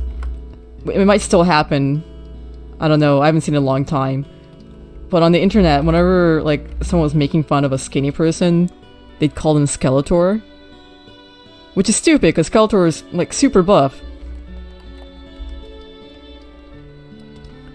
I think it's almost like they heard that joke somewhere, and they kept repeating it without really not knowing who Skeletor is. They just thought it was a funny name.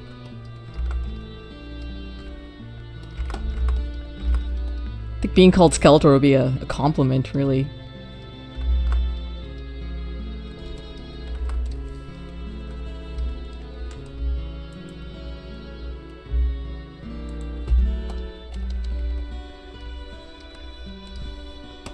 Maybe now that there's like more awareness of who Skeletor is, just because of the shifting age demographic of the internet, people don't use it as an insult anymore.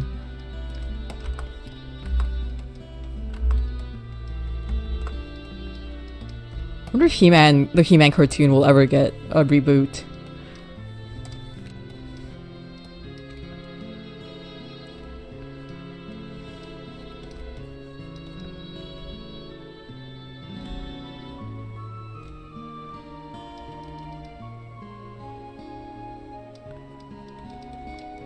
I guess the funniest part about Skeletor is that it always looks like he's smiling. He can't help it because he's a skull.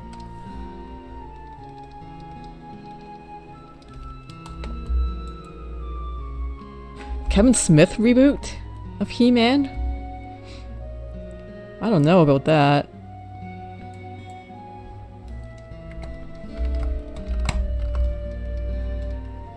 Is he a known He-Man fan?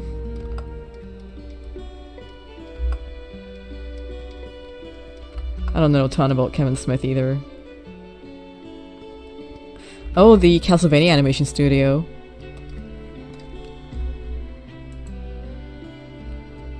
Is that animation studio that's like the first black-owned anime studio in Japan?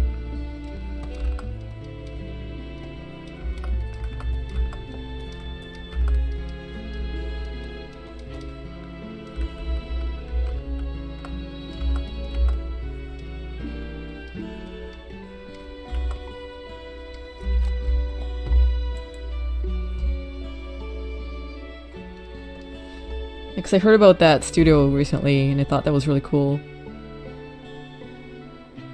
If it's not that studio, then I know they at least helped with the animation. So I'm gonna do a quick flip check here.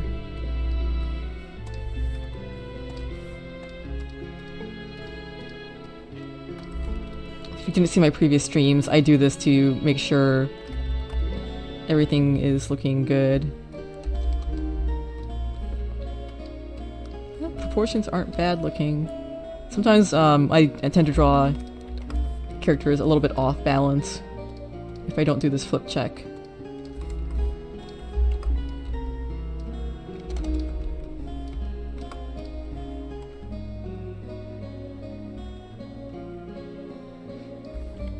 Okay, well, I know for sure that the first black-owned anime studio in Japan did some work on Castlevania. Like the recent season, I think, they worked on. Not the other two.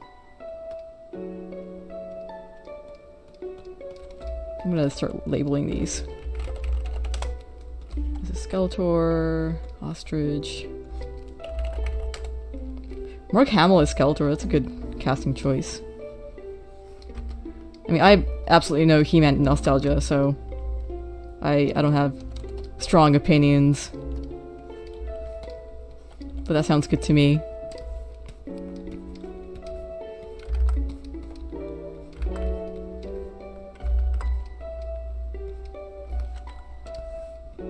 I wonder how serious they're gonna make it. Like if it's gonna be serious or like tongue-in-cheek.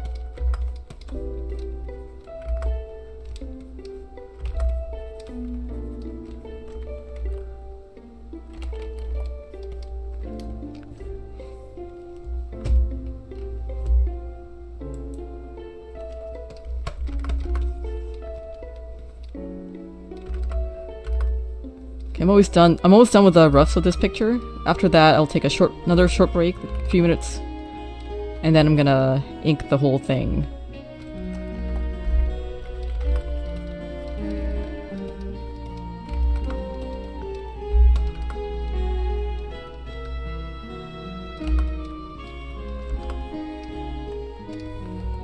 I feel like I made him too jacked. Well, whatever.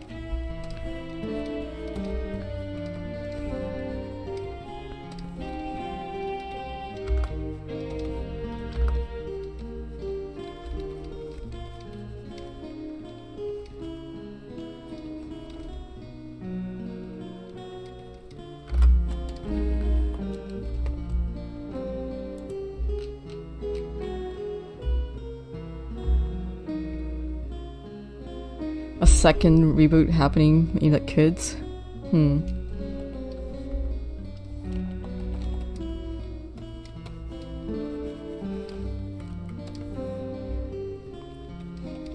know people really like that new She-Ra. Although that ended recently, didn't it?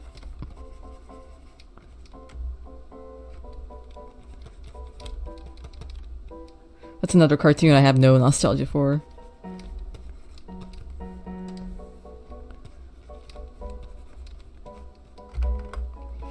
I actually didn't grow up watching too many cartoons. I mostly read comic books.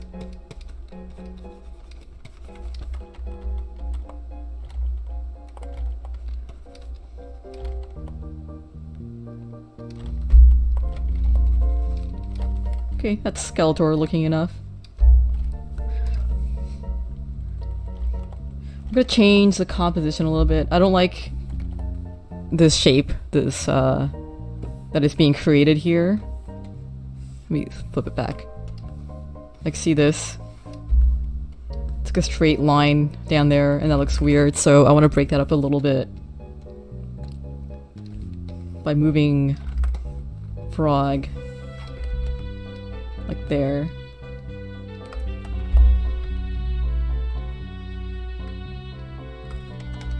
Then I can move Trubbish a bit too.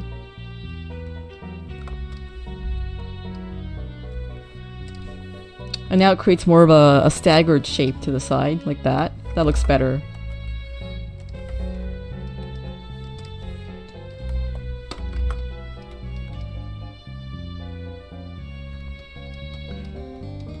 You know, if I was drawing Skeletor from memory, I would give him gloves. But he's actually barehanded. He's not wearing anything there. He does have some cool black nails, though. Drew his hand too small here.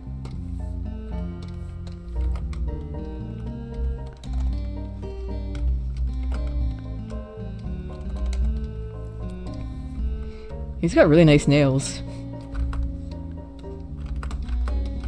Okay, now I can show off his leg a bit more here.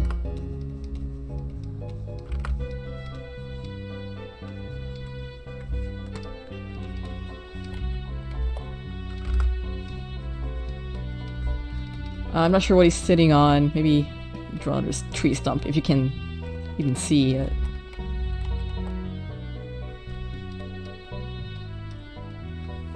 I think that's good enough. And now the perspective on the ostrich is kind of off, so...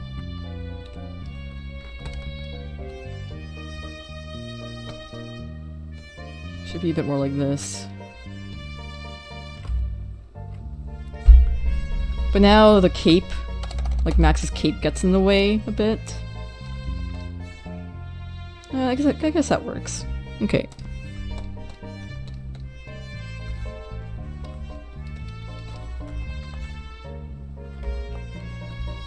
Yeah, okay. I'm satisfied with that. So, let me take a few minutes to just kind of stretch my legs here. I'm just saving the image. And when I come back, I will ink this.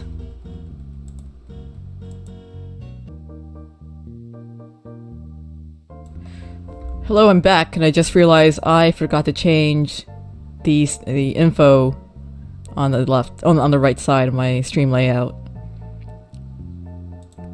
So let me switch that out. There we go.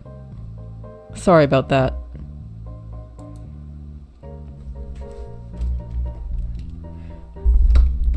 Alright, let's see if I can get this whole thing inked and toned by 4 p.m. my time. So that's like 56 minutes.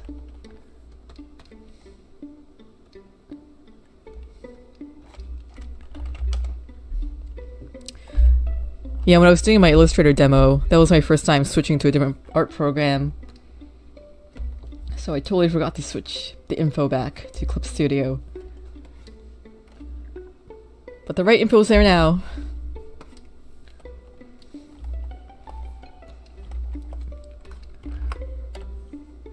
So I'm gonna keep using the same brush I used to do my roughs, which is the Millie pen.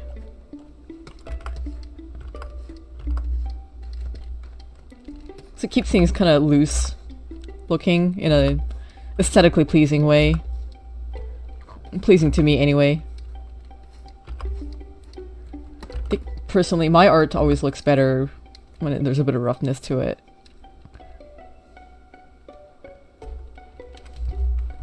Okay, I think I gotta pull up reference for Frog again, because gotta get his markings right.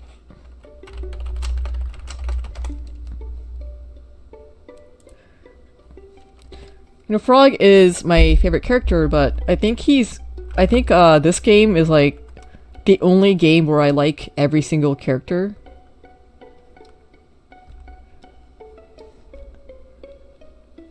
At least with the playable characters. They're all good. Like in every game, there's at least like one or two characters that I can't stand. Or I'm just like kinda indifferent about. When it comes to Chrono Trigger, I like all of them a lot.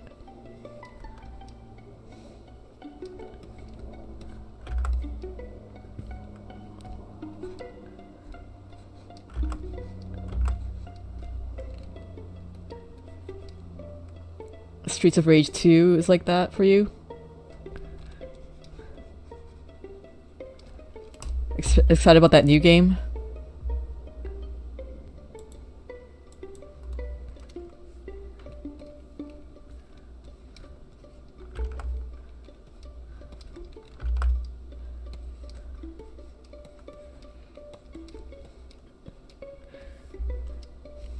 Gotta admit, I'm not super familiar with Streets of Rage characters, but I really like fighting game characters.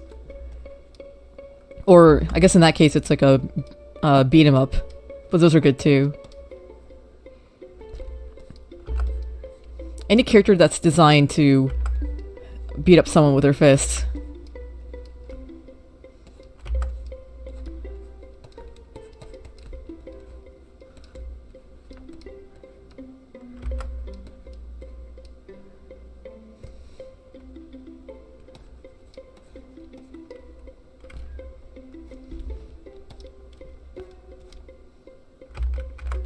What I appreciate about Frog is that he's not heavily armored. I'm just never the biggest fan of drawing heavily armored characters, like fantasy characters. Just why, although I love Final Fantasy XIV, I haven't drawn a whole lot of art for it. Everyone's just too armored up.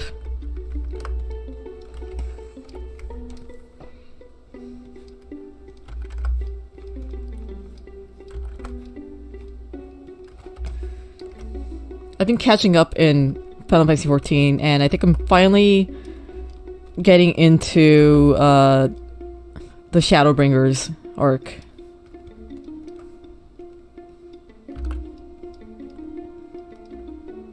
If not, then I'm getting very close to it.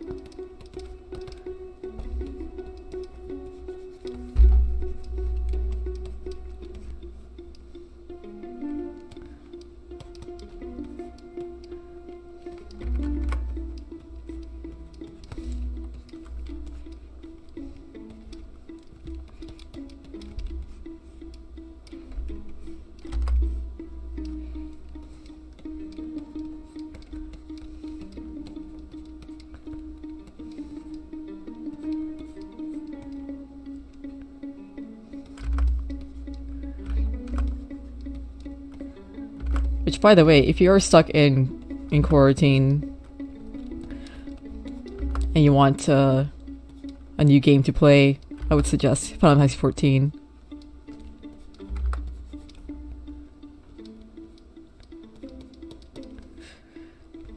I'm not even a MMORPG fan. I like it a lot.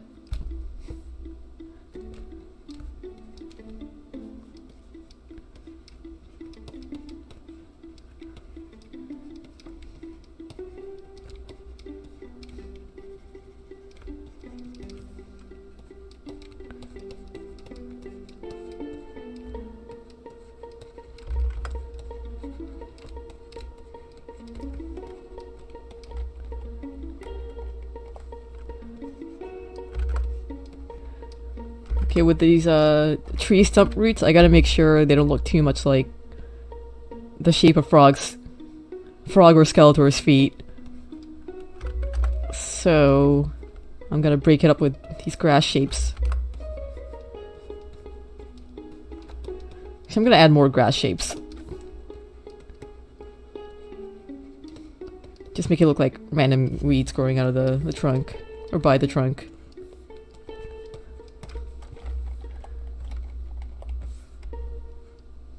It should be sitting outside. This also helps cover up some more awkward areas of the picture.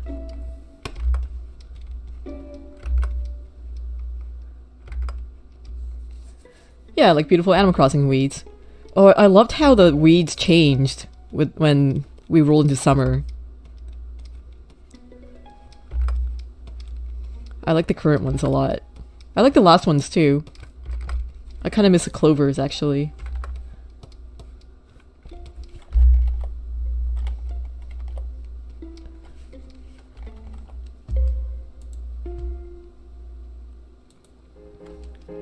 Yeah, they're entirely different weeds altogether. It's awesome. I love how they made those models. They just look super realistic and organic. I'm glad they don't penalize you for having too many weeds in your island. You can have a lot of weeds and still have a 5-star rating.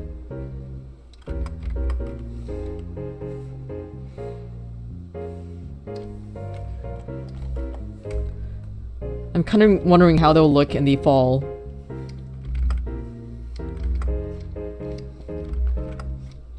Can't draw curves right now. This is where Illustrator would be nice.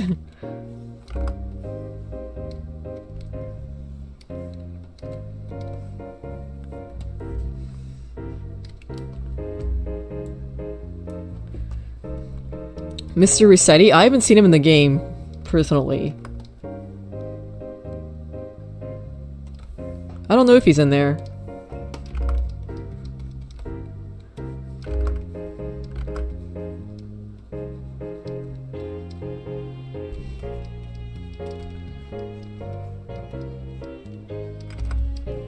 I'm just gonna keep this shirt design because I'm lazy.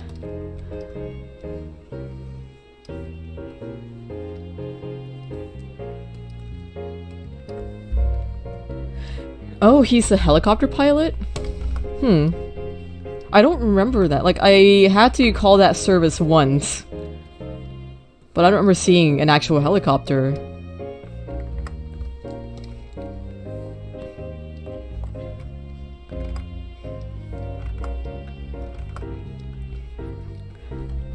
I've only had to call this helicopter once, and that was when I laid down a spot for a new incline.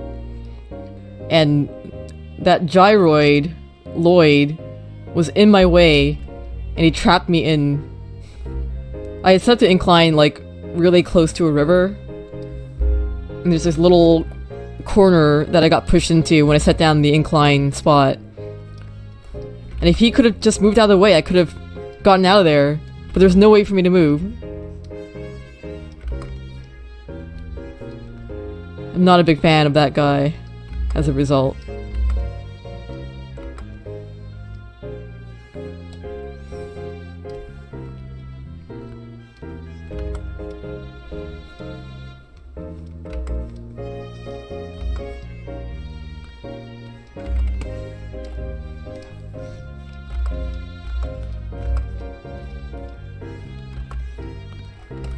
I don't know if I'm doing this helmet properly.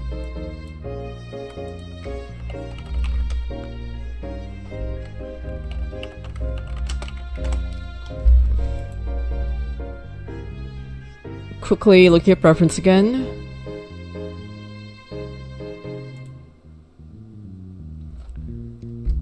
Okay. I think I see what I did wrong here.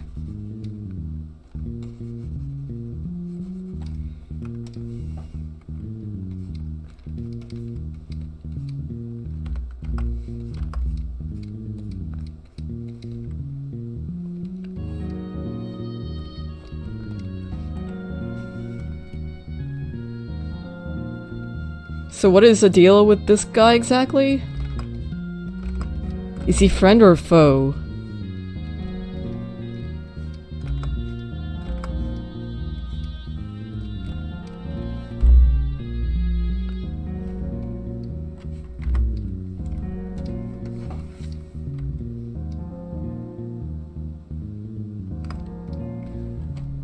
Bomberman but edgy.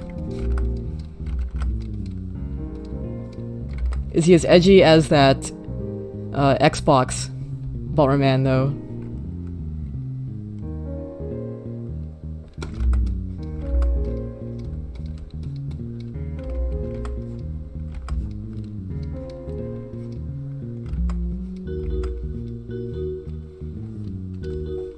Yeah, nothing can beat that. Max is definitely the most complicated character here, so I think I'm gonna spend extra time on him. The rest should go by pretty fast, though.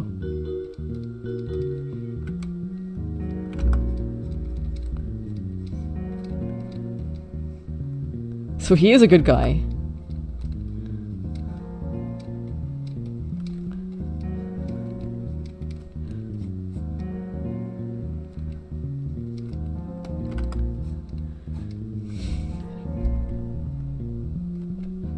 He's like super shiny.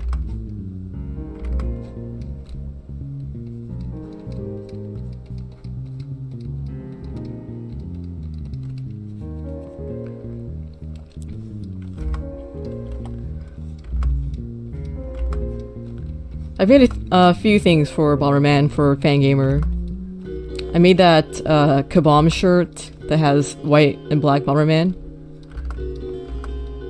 And enamel pin set that also features black and white Bomberman. It's based on an picture in the ending credits for Super Bomberman. I really like how that one turned out.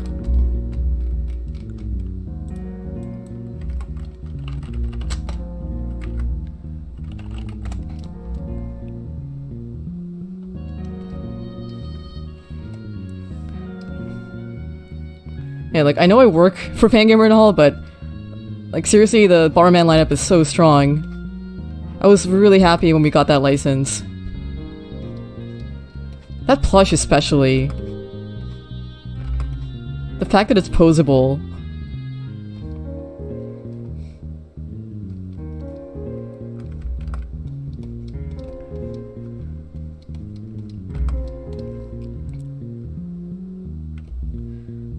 Oh, you got the King of Fighters one I did. Yeah, that was fun too. I really wanted to do a shirt design that had King in it, because she's awesome.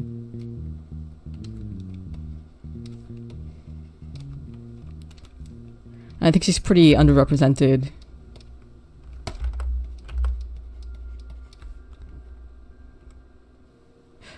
Oh, it's on sale for 19 bucks. That's a good deal.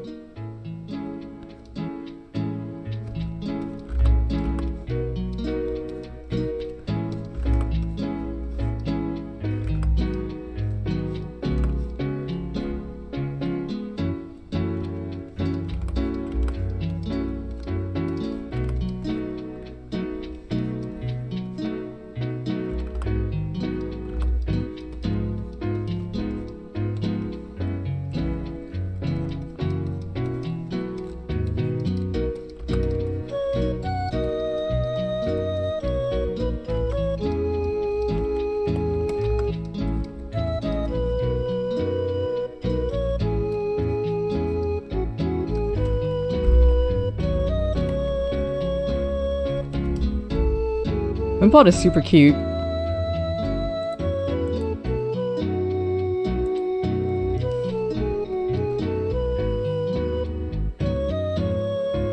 Okay, let's finish his hands.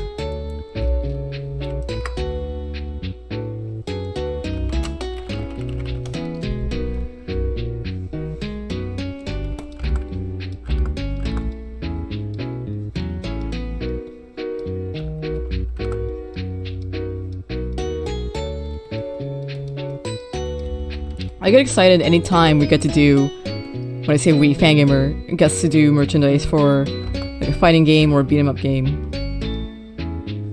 Just because the character designs are so strong in those kind of games.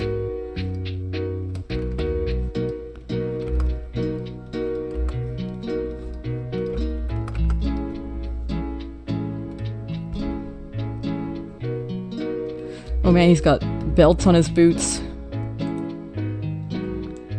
3 belts.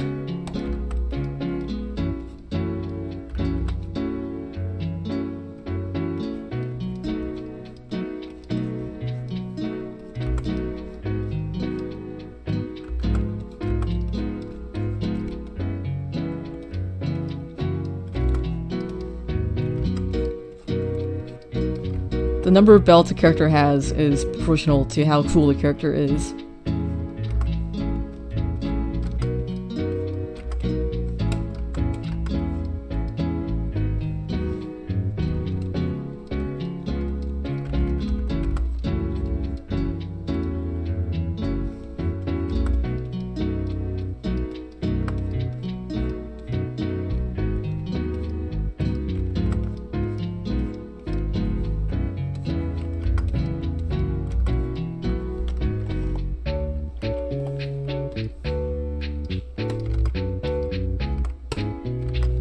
I got his collar wrong. I'm really glad I didn't do Overdrive Ostrich now. I would still be working on that thing.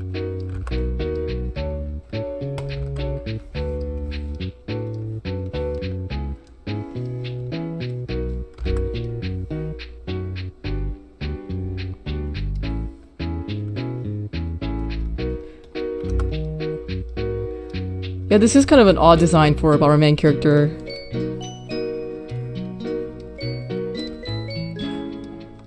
You could tell they're really trying to appeal to kids here. It's very much like a kid's action hero type design.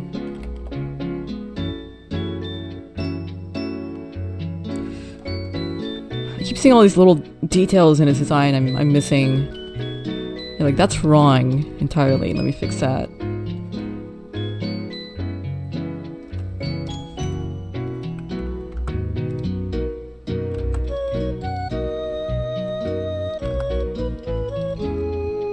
That's more accurate.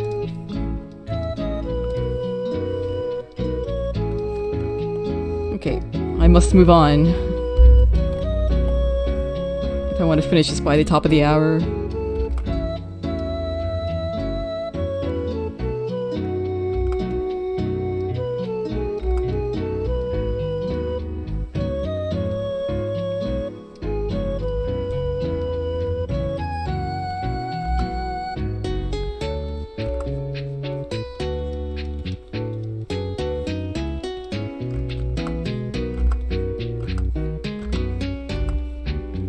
Max is the only one who's not drinking because he can't drink. See, does he ever take off his helmet?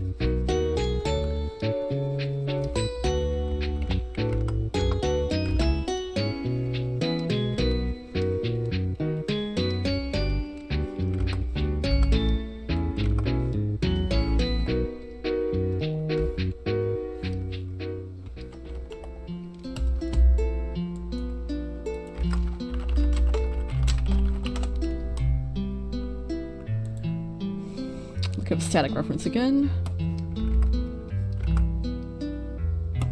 You just see his eyes. That sounds about right for this kind of character. Are they, like, really handsome eyes? I'm gonna guess.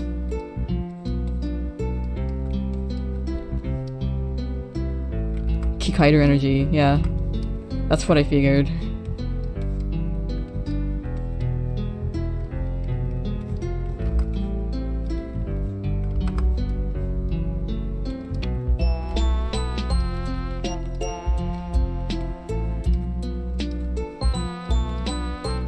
I love that Static wears a souvenir jacket.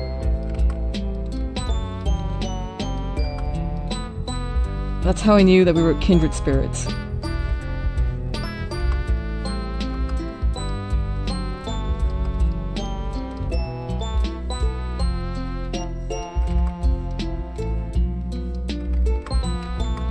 His tail is, like, enormous. It's almost the size of his head.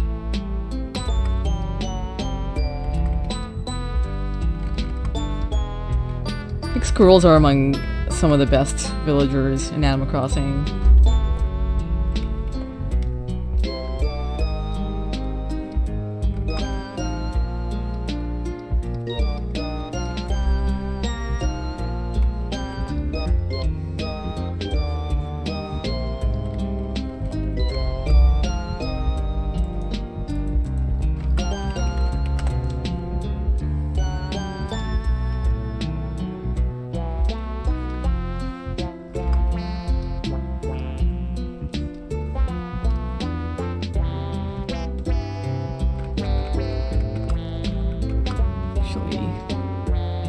shouldn't draw the hood first.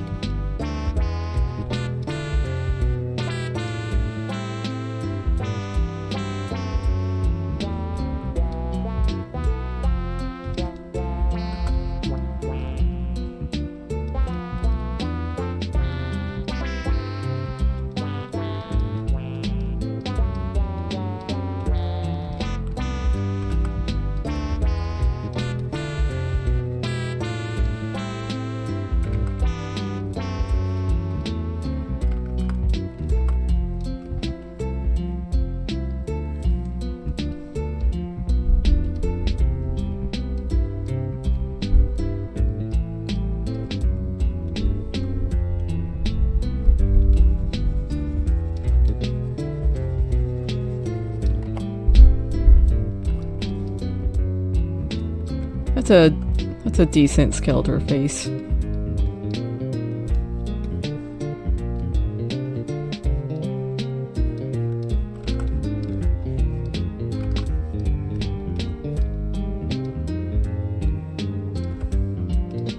It's beautiful.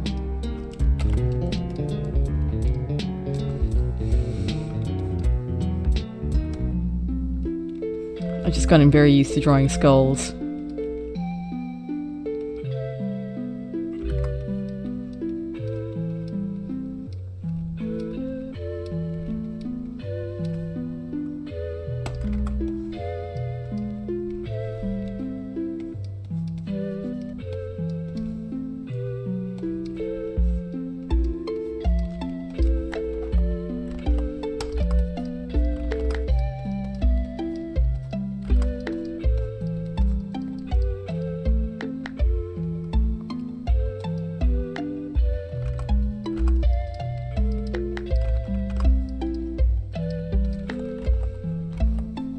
I think I'm making good time.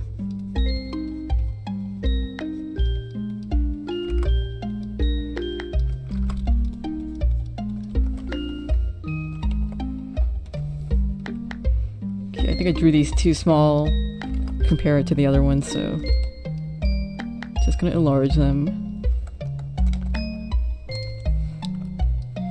Normally I'd just redraw them entirely, but I'm trying to save time here.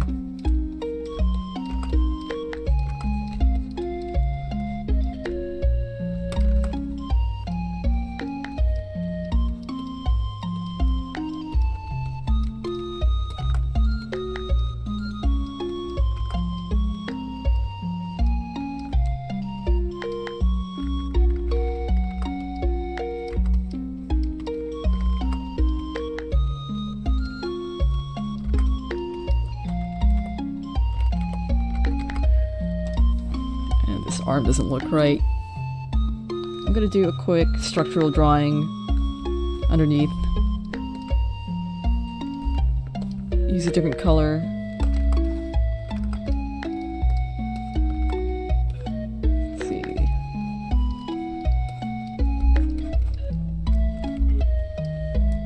I do this when I can't really eyeball something as well.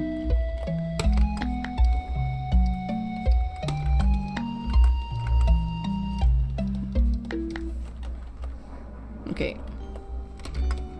And then knees there.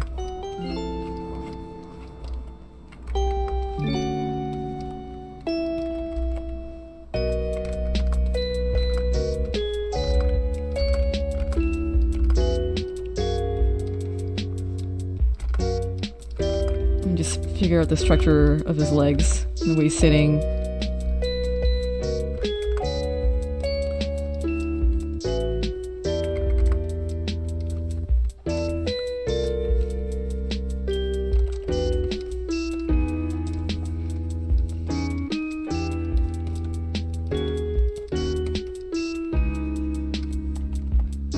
Okay, that helps.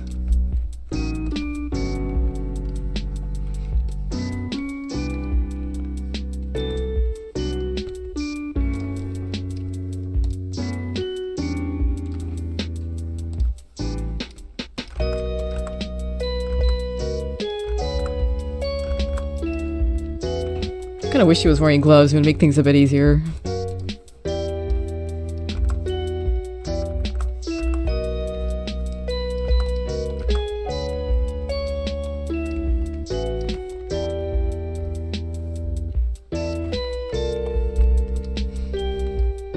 That is, as I say, good enough.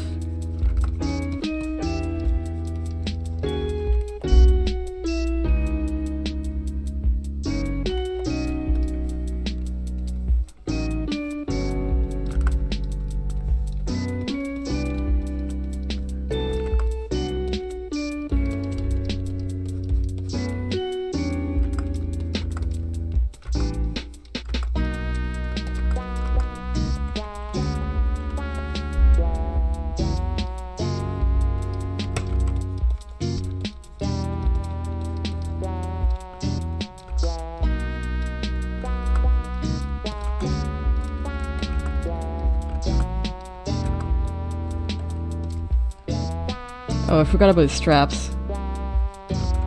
Let me just undo all this.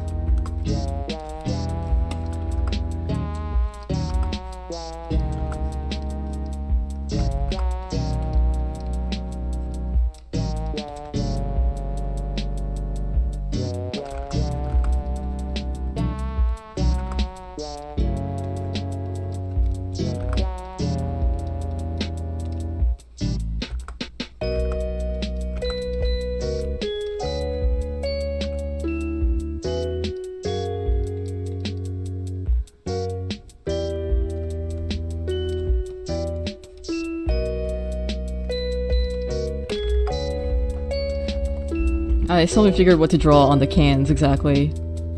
I could draw something specific, or just make it a generic kind of made-up label.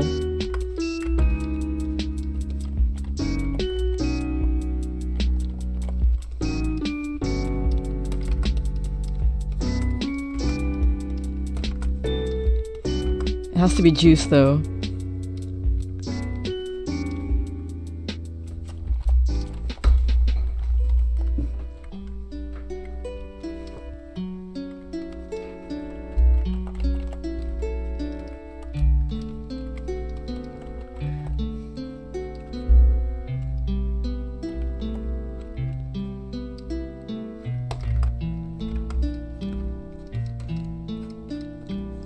I've got like half an hour left. Let me finish this up real fast.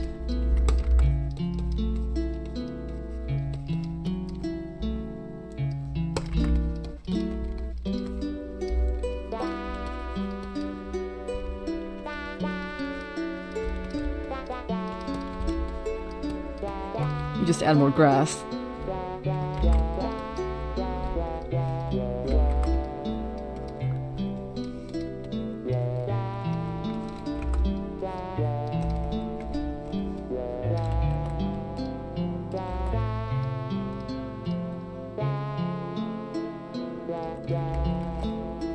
Okay, I think it's just the ostrich and Waddle Dee that's left.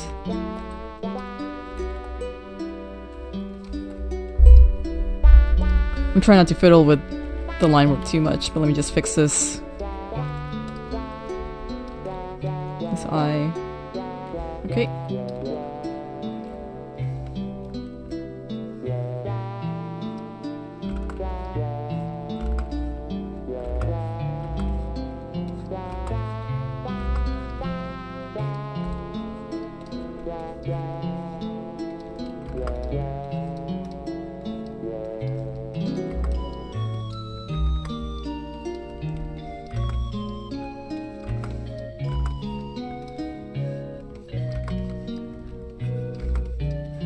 Yeah, one thing I noticed about my streams is the chat goes real quiet when I'm close to finishing the picture. Are y'all just like hypnotized by my line work or what?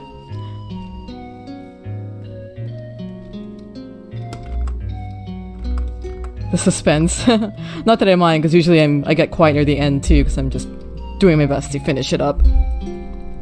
I can't look at the chat too much. That's fine, that's what the music is here for.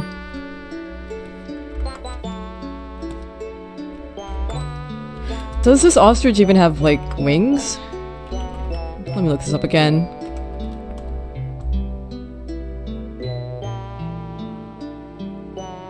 Because all I'm seeing is like, the back feathers.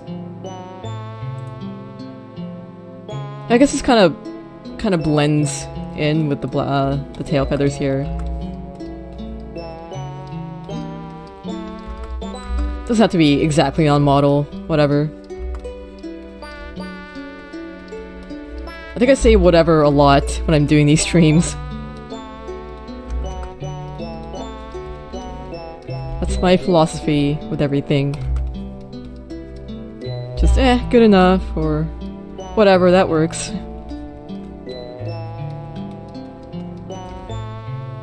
It just has to feel right.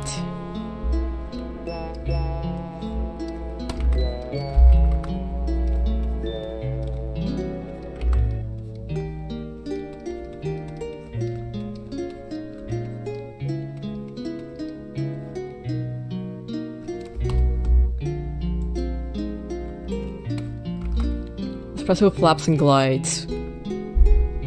Yeah, does he, like, jump and things? I guess so. If he glides, he kinda has to. I thought he was just, like, for running fast.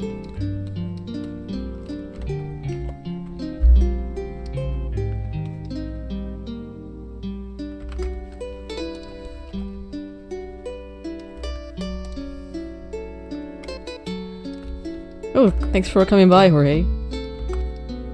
Have a good day. Or evening, I suppose. Especially where you live. Alright, the inks are done? I'm still not satisfied with this left arm. And let me fix this real fast again. This is not working for me. Another underdrawing. So, let's see. Like, that's definitely wrong.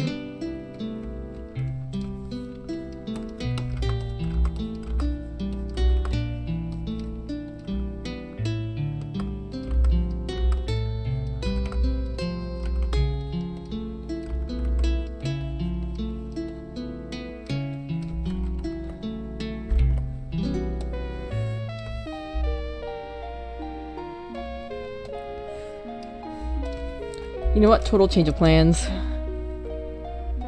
I'm gonna change his arm position entirely. This just looks too awkward. So, let me fix this part up real fast.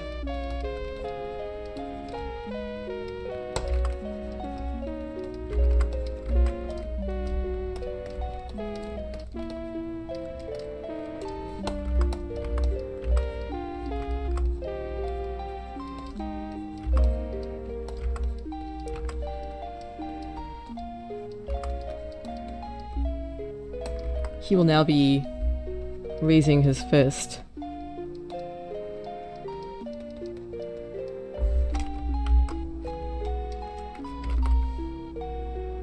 So let me save my drawing, because I haven't done that in a while.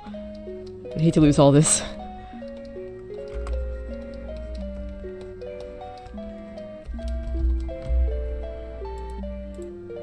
Quick reference check again.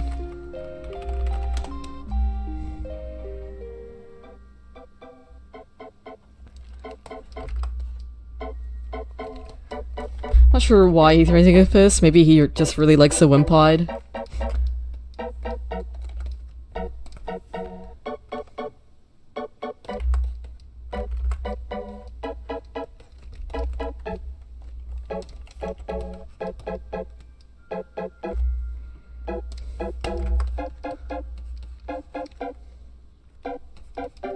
What's he wearing underneath that leather crotch thing?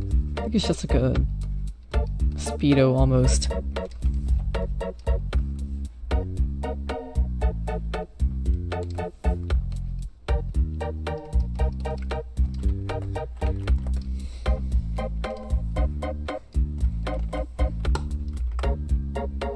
Are they furry shorts? They just look like spandex to me.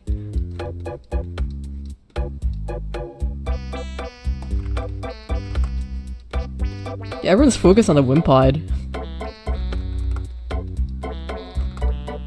This has become a very Wimpod-centric picture. It's so cute.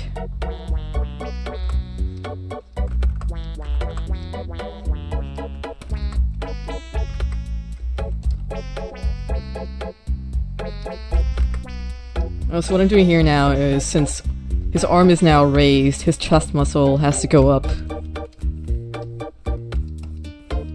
Like that instead.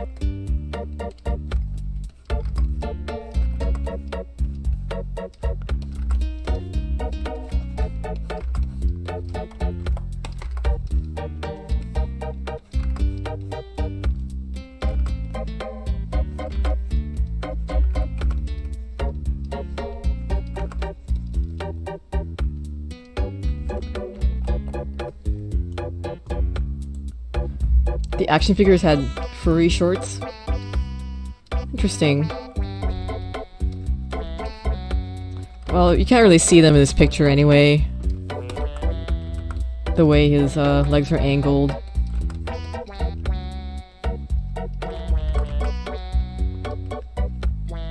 I'll just do like little black scribbles.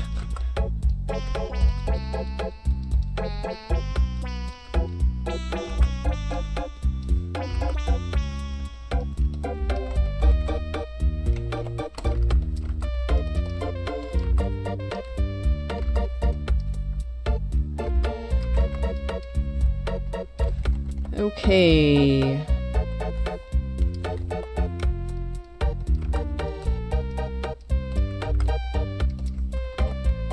That's a little better. Man, it really feels like he should be wearing gloves, but he doesn't wear gloves. It just feels... I don't know, his arms feel too bare.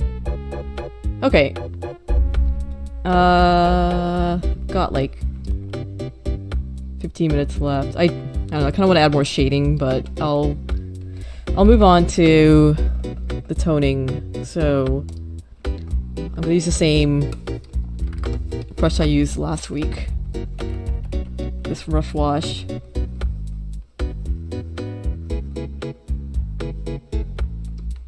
Because it keeps things really fast and simple. It's meant to be like a watercolor ink wash.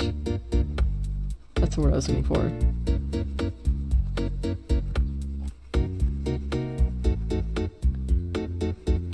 This brush is fun because the harder I press down, the darker it gets.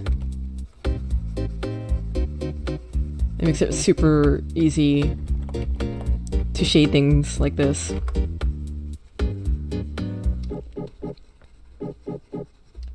I'm just adjusting the darkness with pressure.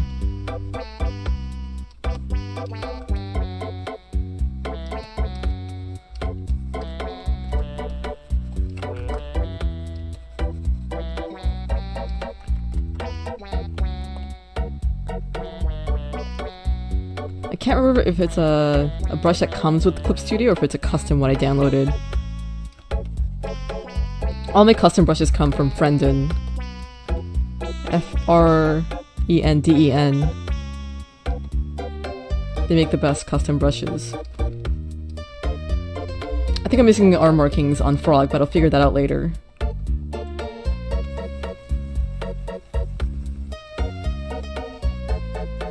I'm gonna go back and erase certain parts later, by the way.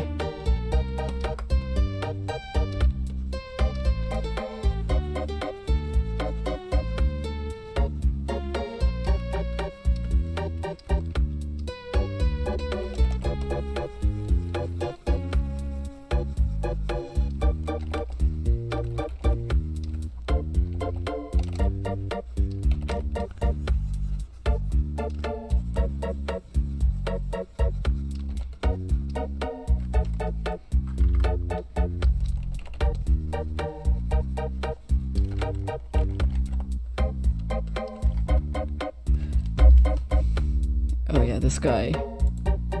He's gonna give some trouble again.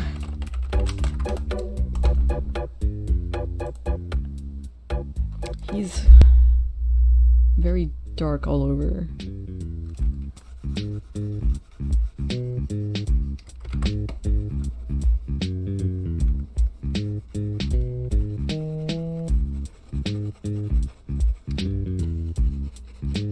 gonna go back to him later and lighten some parts up.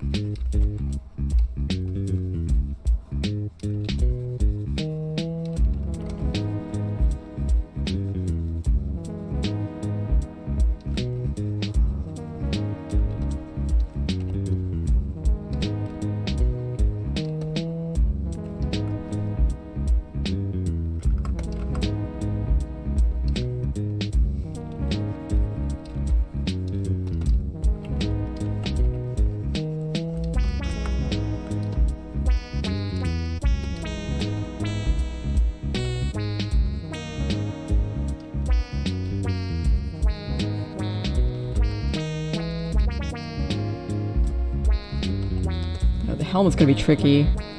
Let me just do this. Actually, we'll leave that part.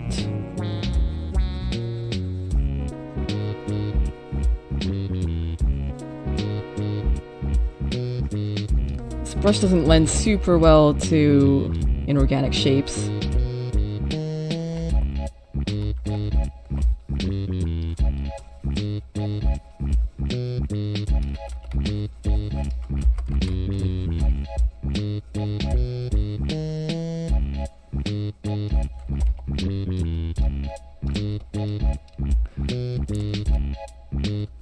Got Waddle Dee's baseline.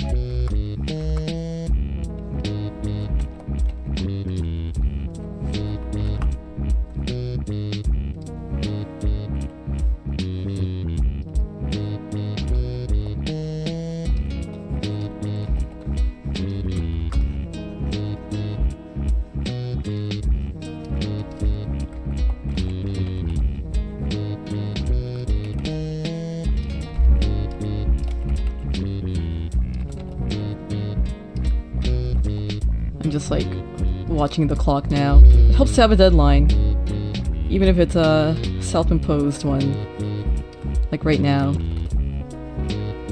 Fangamer's not gonna kick me off the stream if I don't finish by 4.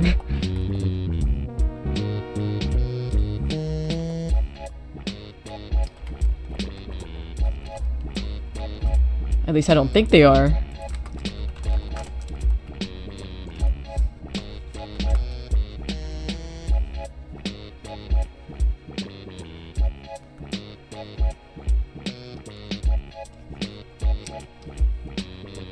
I don't like those responses.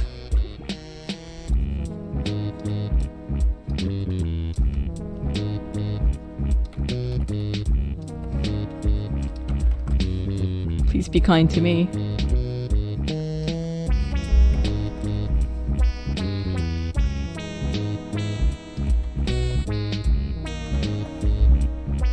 I was gonna say I'll give you money, but I get my money from Fangamer, so that doesn't really make sense.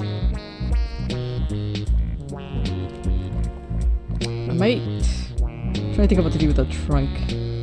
I guess I'll shade it.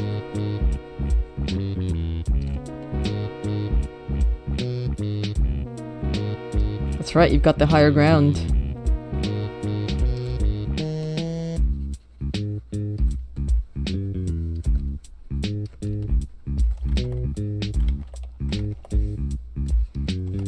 Although I am farther up north than you.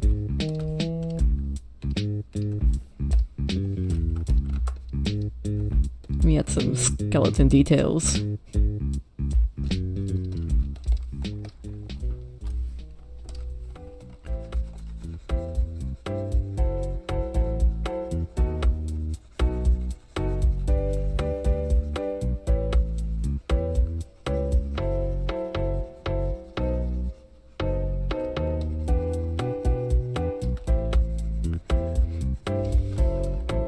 Yeah, Skeletor is like blue all over.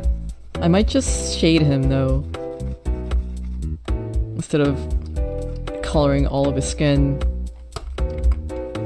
Well, maybe we could do a very light wash over his skin. Yeah, that works.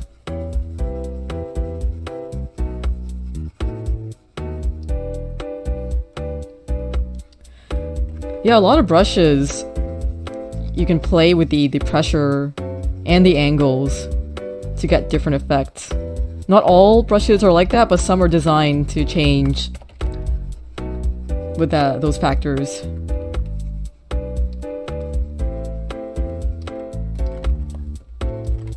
It's like working with real mediums.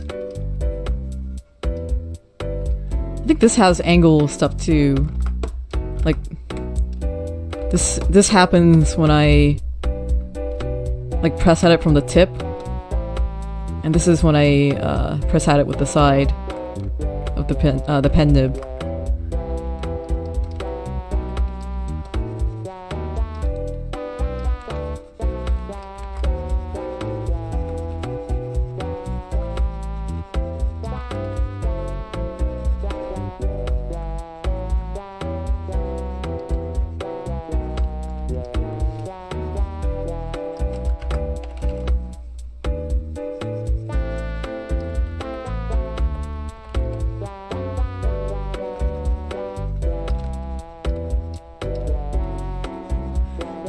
I don't think I have time to do like a specific design on each can. So I'll just do like a quick wash on it.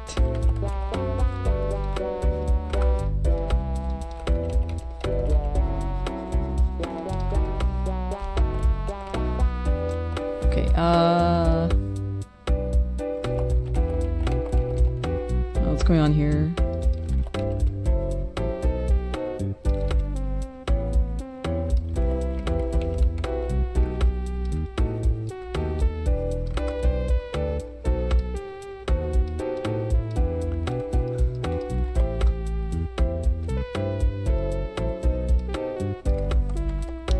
Now I will erase some stuff.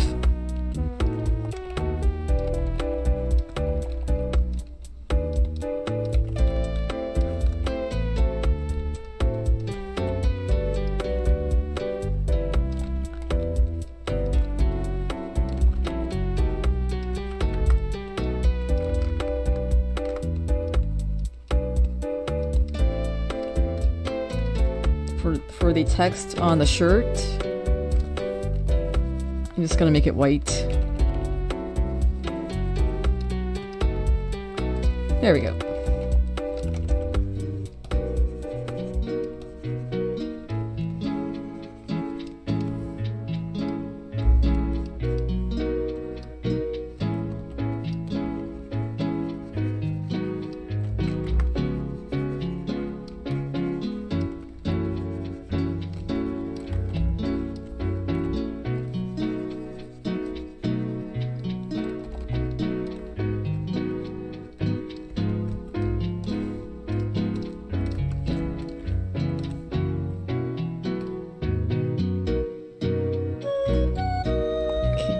Thinking.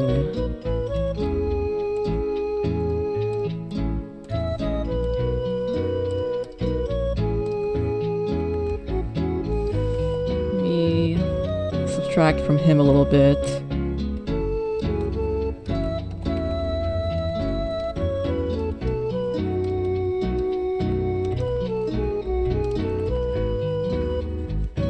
I could probably spend a long time shading this guy, but I won't. Got like 5 minutes left.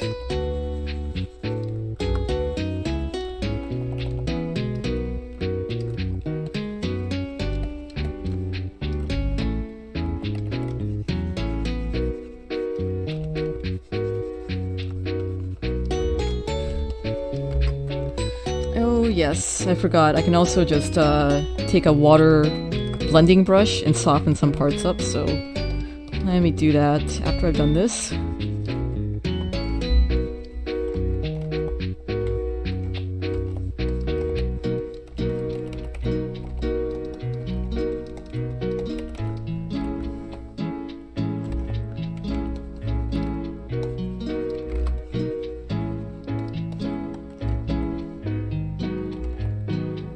Okay. Textured blender is what I'm using.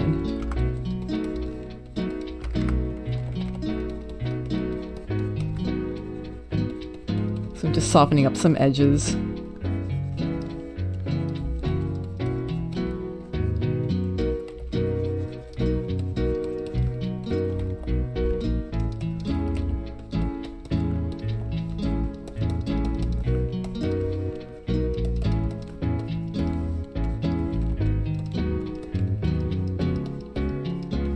It also helps push some lightness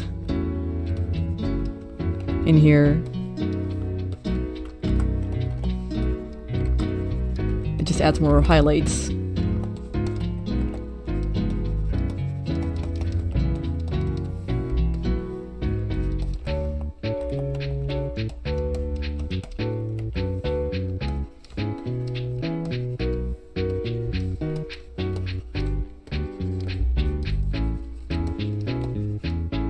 Oh yeah, I need to add Frog's arm design here. Real quick, like.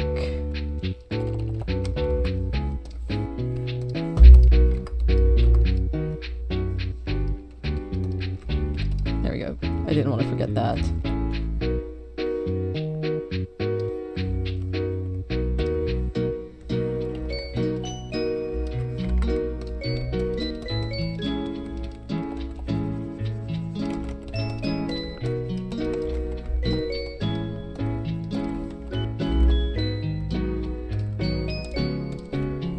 Okay, just a couple of minutes left, so I am gonna go back to my pen. Just add some details I forgot. Oh yeah, the cans. Let me do that real quick here.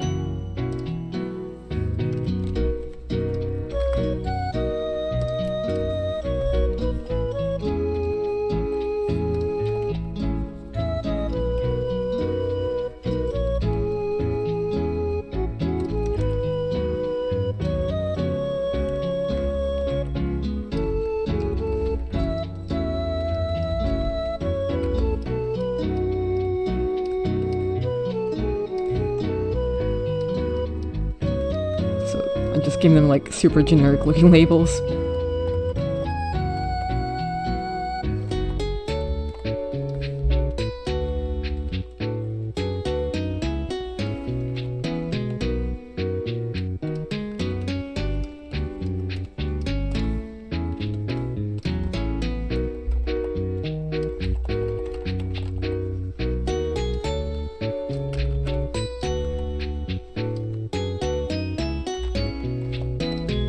Okay, going back to my pen.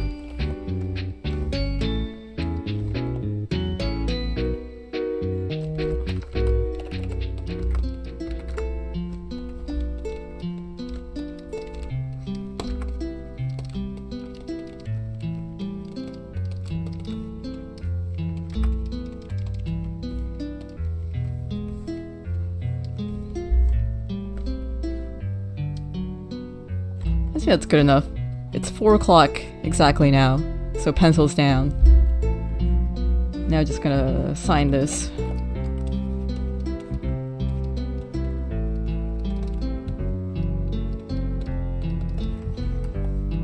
Test over. Alright, there we go.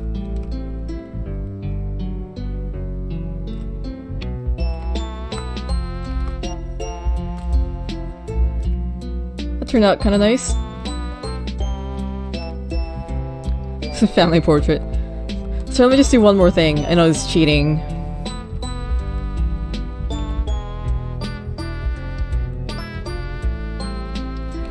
But I have to get static right, because he's important to me.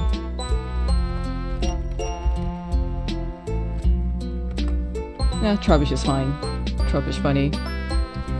Alright. Thanks for your suggestions. I don't think I would have drawn these characters if not for them. Well, except for Static and Frog. But that was my choice to draw them. As you said, favorite, whatever character.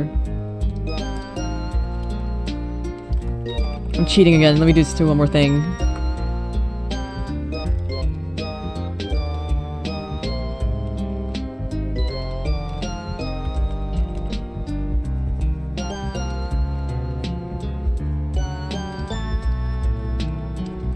I just wanted to add more definition to Frog's face.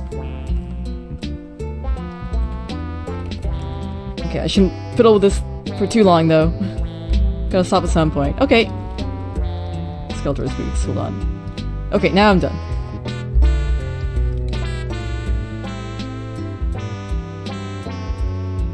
Thanks for watching. I will put this up on my Twitter. Oh, I forgot one other thing. I'm sorry. His cape. My Twitter, well, you see my Twitter on my layout there. I'll put this and the MIBA I did up on Twitter.